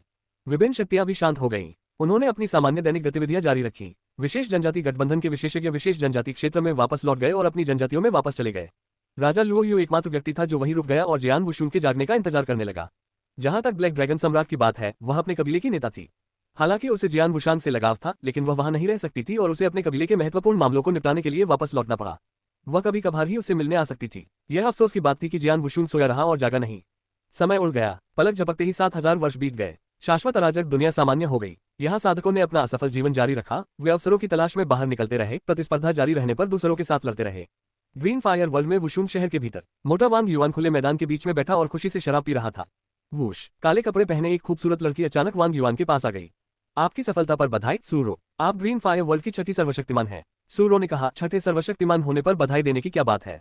ग्रीन फायर वर्ल्ड प्रतिभाओं से भरा एक अभयारण्य था। यहाँ खेती की परिस्थितियां बहुत बेहतर थीं, इसलिए विशेषज्ञों की संख्या की वृद्धि दर भी अविश्वसनीय रूप से तेज थी। 3 सम्राटों की दुनिया के खिलाफ लड़ाई से पहले ग्रीन फायर वर्ल्ड में केवल एक सर्वशक्तिमान था, जियान नंतियन। अन्य विशेषज्ञ केवल सर भगवान के दायरे में थे। महायुद्ध के मात्र 7000 वर्ष बाद 5 सर्वशक्तिमानों का जन्म हुआ और सूरो उनमें से एक थी। मुझसे पहले जो लोग आगे बढ़े हैं, उनमें से 2 ने 20,000 साल से भी कम समय तक साधना की है। मैं उनसे अपनी तुलना कैसे कर सकता हूँ। सूरो मुस्कुराया, वे हमसे अलग हैं। वे केवल तब पैदा हुए जब ग्रीन फायर वर्ल्ड की खेती की स्थितियां बेहतर हो गई। जन्म से ही उन्हें बहुत ज्यादा फायदा मिला है। आप उनसे अपनी तुलना कैसे कर सकते हैं। वांग युआन ने कहा, जियान वुशुन के बारे में क्या, वह हमारे ही युग से आया है। सूरो ने आगे कहा, फफट, क्या तुम ठीक हो सूरो, क्या तुमने सिर्फ खुद की तुलना उससे करने की कोशिश की। सूरो की बात सुनकर वांग युआन का गला भर आया। ये सच है, सूरो ने कंधे उचकाते हुए कहा। जियान वुशुन वास्तव में उनके ही युग से आया था और उनके लिए एक भाई की तरह था। उनकी प्रतिभा और क्षमता दूसरे स्तर पर थी। तुम यहाँ शराब पीने के लिए इतने स्वतंत्र कैसे हो। क्या तुम्हें आइस सोल एलिक्सिर नहीं बनाना चाहिए, या जियान वुशुन अपनी नींद से जाग गया है। सूरो ने पूछा। जियान वुशुन, वह अभी भी गहरी नींद में है। मुझे नहीं पता कि वह अपनी नींद से कब जागेगा। आइस सोल एलिक्सिर बनाने में कोई जल्दी नहीं है, क्योंकि मैंने पहले ही इतना बना लिया है कि कुछ रिजर्व में है। ये कुछ समय के लिए पर्याप्त होना चाहिए, वांग युआन ने आगे कहा। जियान वुशुन के गहरी नींद में चले जाने के बाद वांग युआन ने पागलों की तरह आइस सोल एलिक्सिर बनाना शुरू कर दिया। उसने आराम नहीं किया और उन्हें बनाने में अपना पूरा जोर लगा दिया। वांग युआन कीमिया के क्षेत्र में प्रतिभाशाली था। आइस सोल अमृत बनाने की प्रक्रिया के दौरान उसकी कीमिया कौशल लगातार बेहतर हो रहा था। उसके लिए आइस सोल एलिक्सिर बनाना अधिक आसान हो गया, क्योंकि वह लगातार उन्हें एक पागल गति से बना रहा था। अब वह हर साल कई आइस सोल अमृत बना सकता था। अमृत बनाने में उसने जो अविश्वसनीय समय लगाया था, उसे देखते हुए जियान वुशुन के पास कुछ समय के लिए पर्याप्त भंडार था। जब अमृत खत्म होने वाला होता तो वह फिर अमृत बनाना जारी रखता। वांग युआन और सूरो ने सहजता से बातचीत की। ठीक उसी समय जियान नानुटियन ने उन्हें एक संदेश भेजा। रुको, सम्राट बाई यहाँ है, आओ आध्यात्मिक कुंड की ओर चलें। वांग क्वान ने अपनी भौहें उठाई और कहा। आध्यात्मिक कुंड की लगातार सुरक्षा करने वाले कई पहरेदार थे। उनका नेतृत्व जियान वुशुन के सेवक जियाननी द्वारा किया जाता था, ये सुनिश्चित करने के लिए कि कोई भी जियान वुशुन की रिकवरी के रास्ते में न आए। सम्राट बाय, जियान नानुटियन, वांग युआन, सूरो और हॉल मास्टर युआन आध्यात्मिक कुंड के सामने खड़े थे। सम्राट बाय जियान वुशुन को देख रहे थे, जो आध्यात्मिक कुंड में निश्चल और शांत लेटा हुआ था। आध्यात्मिक शक्ति की एक छोटी सी मात्रा जियान वुशुन की ओर बह रही थी, जिसका उपयोग उसकी चेतना के सागर को स्कैन करने के लिए किया जा रहा था। यह आध्यात्मिक शक्ति न तो विनाशकारी थी और न ही आक्रामक, ये बस विलुप्त होने से पहले जियान वुशुन के चेतना सागर को स्कैन करती थी। सम्राट बाय, वह कैसे हैं? जियान नानुटियन ने पूछा। सम्राट बाय ने कहा, अगर मैं गलत नहीं हूं तो उसकी आत्मा पूरी तरह से ठीक हो गई है। ठीक हो गए। जियान नानुटियन खुश था। बहुत बढ़िया। वांग युआन और सूरो सभी उत्साहित थे। चूंकि उसकी आत्मा पूरी तरह ठीक हो गई है, तो वह अभी भी क्यों सो रहा है? सूरो ने पूछा। उसकी आत्मा तभी गहरी नींद में जाएगी जब उसे पहले कभी इतनी चोट नहीं लगी होगी। यह अवस्था बेहद खतरनाक है, क्योंकि कोई भी छोटी दुर्घटना उसे हमेशा के लिए नींद में डाल सकती है। भले ही उसकी आत्मा पूरी तरह से ठीक हो गई हो, लेकिन हम कभी नहीं जानते कि उसे कब होश आएगा। इसमें 1 या 2 साल लग सकते हैं, हालांकि इसमें 1 लाख वर्ष या 10 लाख वर्ष भी लग सकते हैं। क्या ये सच है? जियान नानुटियन, वांग युआन और बाकी लोग पीले पड़ गए। उन्होंने ये कम करके आंका था कि किसी की आत्मा के लिए गहरी नींद में सो जाना कितना खतरनाक है। प्राचीन काल में गहरी नींद में सोए हुए विशेषज्ञ बहुत पहले ही जाग गए होते। यदि नींद में सोए हुए किसी विशेषज्ञ को जगाने के लिए बस इतना ही काफी होता कि उनकी आत्मा पूरी तरह से स्वस्थ हो जाती। हमें थोड़ा और इंतजार करना चाहिए। उसे आइस सोल एलिक्सिर पिलाते रहना चाहिए और उसे आध्यात्मिक कुंड में ही रहने देना चाहिए। हालांकि हमें पक्का पता नहीं है कि वह कब जागेगा, लेकिन उसके जागने के बाद उसकी आत्मा की शक्ति निश्चित रूप से बहुत ज्यादा शक्तिशाली हो जाएगी। ये चीजें उसे फायदा ही पहुंचाएंगी, सम्राट बाय ने जाने से पहले कहा। जियान नानुटियन और बाकी लोग निराश हो गए। अब वे बस इंतजार कर सकते थे। जैसे जैसे समय बीतता गया, ग्रीन फायर वर्ल्ड के भीतर संसाधनों की गुणवत्ता और मात्रा बढ़ती गई और बेहतर होती गई। खेती का माहौल भी अनुकूल था और इसलिए कई विशेषज्ञ पैदा हुए। मूलतः 6 सर्वशक्तिमान थे। इसके तुरंत बाद 7वें और 8वें सर्वशक्तिमान अस्तित्व में आए। 10,000 वर्ष के दौरान जब जियान वुशुन निद्रा में था, ग्रीन फायर वर्ल्ड में कुल 12 सर्वशक्तिमान थे। अगले 1000 वर्षों में संख्या में एक और उछाल आया। इस 1000 साल के दौरान कुल 5 नए सर्वशक्तिमान हुए। इन 5 में से 2 ऐसे थे जिनकी बनावट अनोखी थी। वे बहुत प्रतिभाशाली थे और ऐसा लगता था कि वे सम्राट देव क्षेत्र या यहाँ तक कि महान सम्राट क्षेत्र तक पहुंच सकते थे। उन्हीं 1000 वर्षों के दौरान एक व्यक्ति सम्राट भगवान के दायरे में प्रवेश करने में सफल रहा। यह आदमी जियान नानुटियन था। वह सम्राट देव क्षेत्र में पहुंचने वाला दूसरा व्यक्ति था। पहला जियान वुशुन था। सभी को लगा कि उसे इस क्षेत्र में प्रवेश करने में अधिक समय लगेगा। किसी को भी उम्मीद नहीं थी कि वह 20,000 साल के भीतर फिर से प्रवेश कर पाएगा। प्रथम सम्राट देवता के जन्म से ग्रीन फायर वर्ल्ड की समग्र शक्ति में भारी वृद्धि हुई। जियान नानतियन की सफलता ने यह भी पुष्टि की थी कि ग्रीन फायर वर्ल्ड में बहुत संभावनाएं हैं, क्योंकि अनंत अराजक विश्व के भीतर विभिन्न गुटों के विशेषज्ञों ने इस स्थान पर बहुत ध्यान दिया था। जिस दर से यह विकसित हो रहा था, उससे ग्रीन फायर वर्ल्ड एक अविश्वसनीय स्थान बन जाएगा। विशेषज्ञ बहुत ईर्ष्यालु थे तथा उनमें इस स्थान में प्रवेश करने की और भी अधिक इच्छा थी। हालांकि गुटो और जियान वुशुन के बीच हुए समझौते के कारण किसी ने भी शहरों में प्रवेश करने की हिम्मत नहीं की। आखिरकार ग्रीन फायर वर्ल्ड तलवार सम्राट का जन्मस्थान था, और तलवार सम्राट एक किंवदंती था। वह अनंत अराजक दुनिया के सबसे शक्तिशाली लोगों में से एक था। 10,000 साल पहले महान युद्ध के दौरान उसने अकेले ही युद्ध की दिशा बदल दी थी और अनंत अराजक दुनिया के लिए जीत हासिल की थी। यहाँ तक कि अभ्यारण्य गठबंधन के महान सम्राट भी उससे डरते थे और उसका सम्मान करते थे तथा ग्रीन फायर वर्ल्ड में कभी पैर न रखने के समझौते का पालन करते थे। शाश्वत अराजक दुनिया के साधारण विशेषज्ञों के लिए कुछ भी अजीब करने की कोशिश करना असंभव था। ग्रीन फायर वर्ल्ड का उत्तरोत्तर विकास जारी रहा। समय बीतता रहा। वुशुन शहर के भीतर जियान वुशुन आध्यात्मिक कुंड में निश्चल पड़ा था। तभी जियान वुशुन की उंगली और पलकें थोड़ी कांपने लगी, इससे पहले कि वह आखिरकार अपनी आंखें खोले। जागृत जियान वुशुन अंततः अपनी गहरी नींद से जाग गया। मैं कहाँ हूँ? जियान वुशुन ने उलझन में इधर उधर देखा। उसने देखा कि वह अनोखे गुणों वाले पानी के एक कुंड में डूबा हुआ था। उसे कोई अंदाजा नहीं था कि यह आध्यात्मिक कुंड कैसे बना। उसकी आखिरी याद सालों पहले के युद्ध के मैदान की थी। मुझे याद है कि मैंने सोल इग्निशन का इस्तेमाल किया था और ब्लड एम्परर को मारने के प्रयास में 9 प्रांत सील की 7वीं सील का उपयोग करने की कोशिश की थी। यह अफसोस की बात है कि यह विफल रहा। फिर मास्टर प्रकट हुए। जियान वुशुन को जुवानगी को देखकर याद आया। उस युद्ध के दौरान जुवानगी अचानक प्रकट हुआ। उसे बस इतना याद था कि जुवानगी प्रकट हुआ था। उसे नहीं पता था कि उसके बाद क्या हुआ था, क्योंकि उसकी चेतना आत्मा प्रज्वलन के बाद के प्रभावों से फीकी पड़ने लगी थी। उसे ये भी पता नहीं था कि जब वह सो रहा था तो उसके साथ क्या हुआ था। उसे केवल इतना पता था कि वह सो गया था। वह शांतिपूर्वक और गहरी नींद में सोया था। उसे कोई चिंता या परेशानी नहीं थी। वह बस गहरी नींद में चला गया था। यह उसकी अब तक की सबसे अच्छी नींद थी। मुझे आश्चर्य है कि मेरी गहरी नींद में चले जाने के बाद क्या हुआ। रक्त सम्राट को तभी मार दिया जाना चाहिए था, जियान वुशुन ने क्षेत्र का निरीक्षण करते हुए खुद से कहा। वह जानता था कि वह काफी समय तक सोया था। चूंकि वह जीवित था, शाश्वत अराजक विश्व को वह युद्ध जीत जाना चाहिए था और रक्त सम्राट अब तक मर चुका होना चाहिए था। यदि रक्त सम्राट अभी भी जीवित होता तो शाश्वत अराजक विश्व नष्ट हो गया होता और वह मर गया होता। हम जियान वुशुन ने आश्चर्य से अपनी भौहें उठाईं। क्या हुआ? मेरी आत्मशक्ति, उसमें जो शक्ति है। जियान वुशुन स्पष्ट रूप से महसूस कर सकता था कि उसकी आत्मा पूरी तरह से अलग थी। ये बहुत अधिक शक्तिशाली था और इसमें बहुत अधिक दृढ़ता थी। इससे पहले उनकी आत्मशक्ति बमुश्किल दूसरे चरण के महान सम्राट के स्तर तक पहुंची थी। अनंत अराजक दुनिया में उस स्तर पर आत्मशक्ति वाले किसी व्यक्ति को ढूंढना दुर्लभ था। हालांकि ये रक्त सम्राट और उस स्तर के अन्य विशेषज्ञों जैसे लोगों की तुलना में कुछ भी नहीं था। हालांकि जियान वुशुन की वर्तमान आत्मा शक्ति कम से कम 10 गुना अधिक शक्तिशाली थी। हाँ, 10 बार। इससे पहले वह मुश्किल से ही स्टेज 2 के महान सम्राट के स्तर तक पहुंचा था। अब उसकी आत्मशक्ति स्टेज 3 के महान सम्राट के स्तर पर थी। ये कैसे हो सकता है? मेरी आत्मा लगभग जल गई थी। ऐसा कैसे हो सकता है कि मेरी आत्मा ठीक हो गई और इतनी मजबूत हो गई? जियान वुशुन अविश्वास में था। हालांकि उसे आश्चर्य नहीं होगा यदि वह जान ले कि उसके चारों ओर की संरचना और आध्यात्मिक कुंड कितना जादुई है और उसने कितने आइस सोल अमृत लिए हैं। ताइंग आत्मा पुनरुत्थान संरचना और आध्यात्मिक पूल दोनों को भारी लागत से बनाया गया था।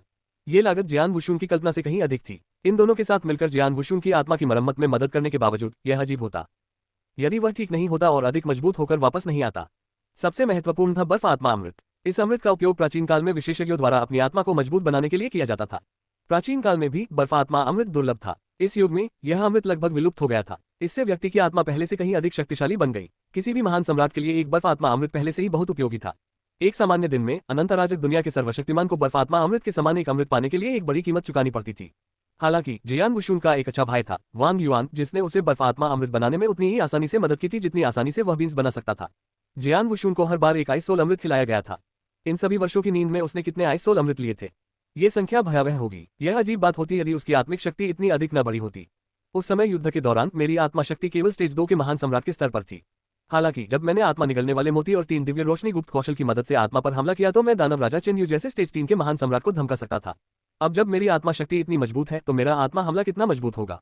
मुझे लगता है कि महान सम्राट के राज्य में कोई भी इसे रोक नहीं सकता, यहाँ तक कि सम्राट बाय भी। जियान वुशुन उलझन में दिख रहा था। सम्राट बाय एक बहुत शक्तिशाली व्यक्ति था जो अराजक दिव्य दानव की युद्ध शक्ति तक पहुंच सकता था। हालांकि उसकी आत्मा उतनी शक्तिशाली नहीं होगी। जियान वुशुन ने मुस्कुराते हुए कहा, अगर मुझे मौका मिले तो मैं कोशिश करना चाहूंगा। वह आध्यात्मिक कुंड से उठ खड़ा हुआ और समूह से बाहर चला गया। वुशुन शहर एक विशाल खाली भूमि पर स्थित था। वांग युआन एक बेंच पर आलसी भाव से बैठा था और अपने पीछे पेड़ पर झुक गया था। वांग युआन के सामने हॉल मास्टर युआन आराम से खड़ा था। उसके बगल में एक और धुंधली आकृति थी। वह धुंधली आकृति एक चेतना अवतार थी और उसका स्वामी एक शक्तिशाली सम्राट देवता था। ये सम्राट भगवान वांग युआन के सामने विनम्रता से खड़ा था। मास्टर वांग, मैंने फायरी पर्पल ड्रैगन हाउल अमृत बनाने के लिए आवश्यक सभी सामग्री तैयार कर ली है, जिसमें रत्सार भी शामिल है। आप देखिए, भूरे बालों वाले बुजुर्ग व्यक्ति ने कहा। फायरी पर्पल ड्रैगन हाउल अमृत एक उच्च स्तरीय अमृत है। भले ही मैं इसे बना सकता हूँ, लेकिन यह आसान नहीं होगा, वांग युआन ने आलसे से कहा। भूरे बालों वाला वह बुजुर्ग एक सम्राट देवता था और उसने वांग युआन की बात समझ ली और मुस्कुराया। चिंता मत करो मास्टर वांग, मैंने आपकी सेवा के लिए धन्यवाद के रूप में लाखों सिद्धांत रत्न और अन्य विशेष सामग्री तैयार की है। Hall master yuan. Hall master yuan ने अपना हाथ हिलाया तो कियानकुन रिंग प्रकट हुई। यह अंगूठी भूरे बालों वाले बुजुर्ग व्यक्ति द्वारा तैयार की गई थी और उसने इसे हॉल मास्टर युआन को सौंप दिया और उसे वुशुंग शहर में लाने के लिए कहा। यह स्थान ग्रीन फायर वर्ल्ड का हिस्सा था और बुजुर्ग व्यक्ति व्यक्तिगत रूप से प्रवेश नहीं कर सकता था। वह केवल एक चेतना अवतार को ही अंदर भेज सकता था। एक चेतना अवतार एक कियानकुन अंगूठी नहीं ला सकता था। इस अंगूठी में सिद्धांत रत्नों को सघनता से भरा गया था और पहाड़ की ऊंचाई तक ढेर लगा हुआ था। इसके अलावा कई अन्य खजाने भी थे। ये उच्च स्तरीय खजाने थे जिनकी आवश्यकता कई उच्च स्तरीय अमृत बनाने के लिए थी। वांग युआन ने कियानकुन रिंग को लापरवाही से स्कैन किया और फिर आगे बोला, फायरी पर्पल ड्रैगन हाउल एलिक्सिर बनाना आसान नहीं है। मैं आपके लिए इसे बनाने की पूरी कोशिश करूंगा क्योंकि आप इतने ईमानदार हैं। हालांकि मुझे यकीन नहीं है कि मैं इसे एक बार में बना सकता हूं। अगर मैं असफल रहा तो सामग्री का सेट बेकार हो जाएगा। इसलिए आपको कच्चे माल के कुछ और सेट तैयार करने होंगे। मास्टर वांग, आप सही कह रहे हैं। मैंने ये सोचा था, इसलिए मैंने कच्चे माल के 3 सेट तैयार किए, बुजुर्ग व्यक्ति ने जवाब दिया।